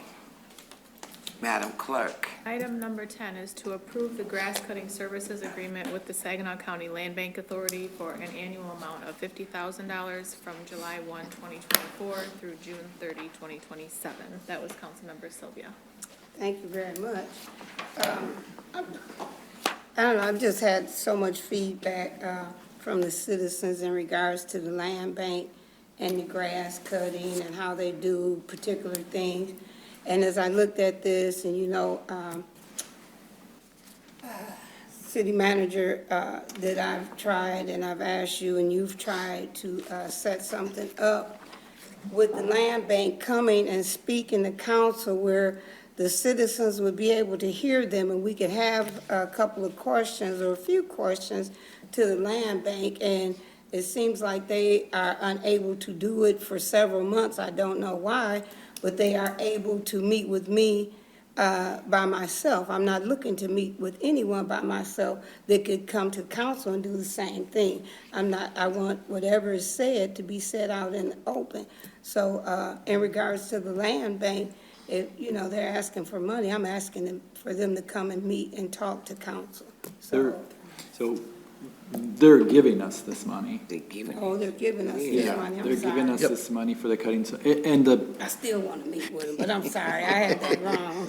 Yep, I understand that. So this is money that they're providing to us. Okay. So it does give us, I think, a little more freedom because they used to run all the cutting, but this So now will, we're going to be cutting? well, we were We have cutting been, yeah. We before, continue. but obviously there's, I don't know how many lots filled, do you know how many? Oh, God, there's over 6,000 vacant lots, yeah, and then we have a certain amount of we have like 8 employees that are designated just to cut grass, but about 4 or 5 of those have to cut our own properties. These are the same people that cut the parks. We got two 15-foot wide mowers, and then we have several 60-inch zero turns, but this money allows us to hire people through the employees through this a temporary agency, so they're just part-time through the season, and because we try to put 4 to 5 two-people crews out every day to cut the right-of-ways of the vacant properties and everything like that. So, and then also to maintain the equipment, because, So now my question kind of changes that, could you use more staff, more dollars, both? Oh. What, well, the more staff, the more dollars we have, the better job we can do, but we do the best we have with what we got. So, we could definitely, we just do what we can with is there what. monies available, city manager, for more staff, more dollars in regards to the grass cutting? Because that's a concern a lot with a lot of citizens in the city in regards to the grass. Yeah, we've been, there's not necessarily more dollars available, but I'll say that we can't keep the crews staffed right now. So to talk about jobs, Phil was just telling me, we've got employees that quit and things all the time. So we have a hard time even keeping up with the parks cutting. So I don't think we could hire additional people to mow those lots. That's one issue. And like Phil said, there's 6,000 lots. I think at one time when we used to do that, we'd look at how many people would you need to cut the full lot? And it was some astronomical amount of people that go through and cut every lot once through the city. But we do have, one thing we will do is work with neighborhoods. So if there are lots that are land bank owned, that if a neighborhood says, hey, this lot looks terrible every year, can you come and clear cut it down and then we'll mow it? We'll team up to mow it. We'll do that. So if someone like that, contact Phil, we'll get out there right away and cut that. Yeah. So are we looking at programs like men parole from prison and things like that, a lot of those young men, if you partner with those particular agencies, they're more than willing, I know because I've worked with men parole from prison, to assist in any job that they can get. A lot of times they don't do the applications or whatever because a hindrance is, do you have a felony? Have you been to prison? So do you guys hire We work with TRICAP. felons? Okay. We work with What about TRICAP, the, which is. program, get out, stay out? I'm willing to work, if you guys know of any programs that have I'm willing to talk to anybody. We do work, like Tim said, though, with Tri-County Community Adjunction Program with Gary Davis, and, they've historically been able to provide somewhere between 20 to 30. That's gone drastically down. It was up to maybe 4 to 6, but something changed in the state law with that as well, to where we used to be able to supervise those individuals that were sent, but we're no longer able to, so they have to supervise their own, and they're going through a situation right now where they don't have somebody to supervise, so right now, we don't have those, and that helps drastically too, because we take them and they go into our cemeteries and weed whack around the headstones, and, because the people I told you about earlier also help out in the cemeteries, the 3 cemeteries we own, to cut over 300 to 400 acres and weed whack around over 100,000 headstones, so I mean, they're pretty busy throughout the summer, so. Those are people that usually don't quit, though. Those people, Usually. we tell you, the mowers that we have to use on that, Phil, how much does one of those mowers cost? Oh, I think they're like $18,000, yeah, $15,000 to $18,000. About 20 grand for. And we gotta try to keep, between the cemeteries and facilities, anywhere from 8 to 12 of them. So, and then this money helps. I'm still looking for to be able to speak with the people from the land bank. But motion to approve number 10. Second. Thank you. Second, any questions? Mayor Moore, but quick question. With her, what she said, what do we put on our county commissioners? Because a lot of this is coming back on the city. But if we're talking about the county land bank, that is a county city. Those are county representatives, so we're doing a lot of work here, but how do we get our citizens to say, go to your county representation where we have 4 commissioners that represent the city of Saginaw to be a voice for our citizens in that space? Everybody. That's a higher pay grade than me. Oh, okay, all right. No, what is Good question. It's a lot of work on us, but I just Yeah, want to make sure we make sure that we're shared in these concerns, that we're all. Well, that'll never happen. So let's just be honest. Can I call for the question, please? I mean, we started debating this and we just made a vote, so it wasn't, We went to questions, but you okay? It's called for the vote. Need to take a vote. All those in favor signify There by wasn't a saying aye. second on the call to question. I'm sorry. There wasn't a second on the call to question. Pardon me. He just made the motion, there was not a second on the call to question. Second, let's go. Thank you. I thought it was, but okay, I'm sorry. All those in favor signify by saying aye. Aye. It's been moved and supported to approve number, No, that was just on the call to question. So now you. Pardon me? That was just on the call to question. Councilman Right. Gonzalez made the motion. Right. Councilman Vogel seconded. So now we You going took the to- vote on call the question, now you have to take the vote on the actual motion. that's what I was getting ready to do. The motion was on number 10, wasn't it? you got to approve the call for the question first. Yeah, we did that. I thought we did that. We just did that. Okay. All those in favor signify by saying aye. Aye. All those opposed? Now let me go back to the vote. No, We're you're done, with that. right? Yeah, you're done with that. Now Okay. you're on boards, commission, and committee reports. Thank you, Phil. We were done with all the questions for the city manager. Okay, so is there any reports for any boards or commission?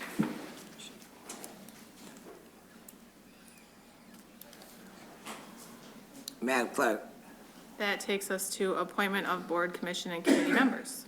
I need a motion to approve 1 through 3, allowing room for exception. So moved. Second. I need any exceptions. All those in favor signify by saying aye. Aye. All those opposed, nay. Madam Clerk. Takes us to resolutions. Our first is approving neighborhood enterprise zone certificate for 1407 North Fayette Street.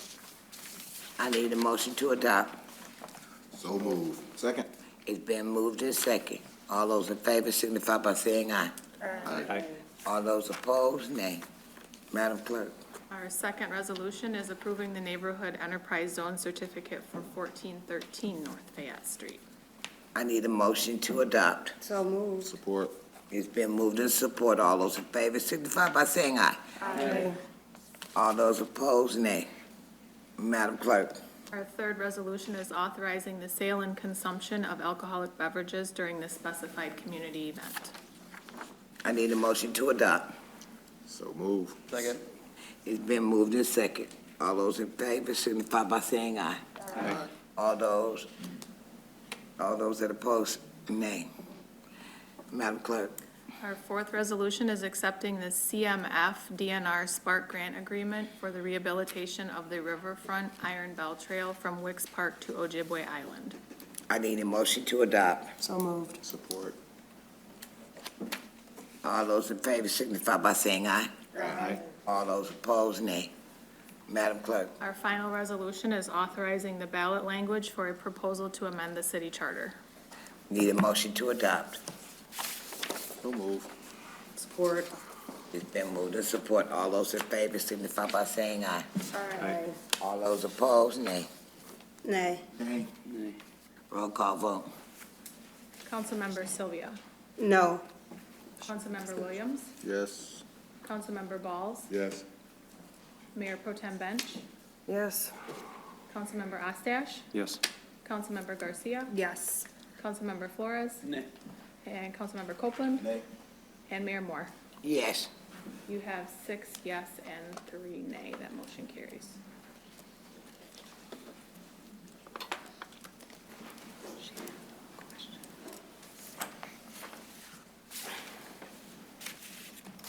Takes us to miscellaneous business. We need a motion to go into closed session. Yep, has to be read like that.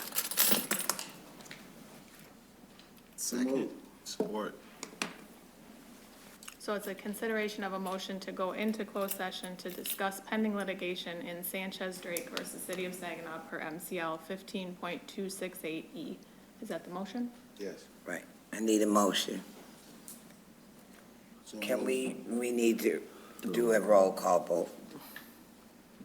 Councilmember Sylvia. Yes. Councilmember Williams. Yes. Councilmember Balls. Yes. Mayor Pro Tem Bench. Yes.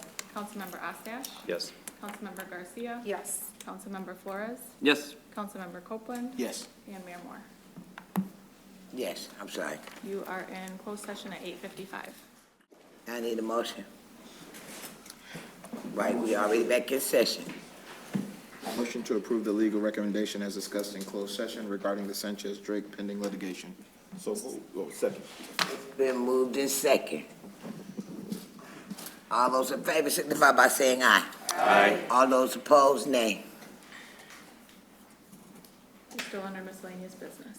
Still most miscellaneous business. Do we have any other at this time? Adjourn. Motion to adjourn. Support. Okay, y'all always. Motion is always in order. All those in favor signify by saying aye.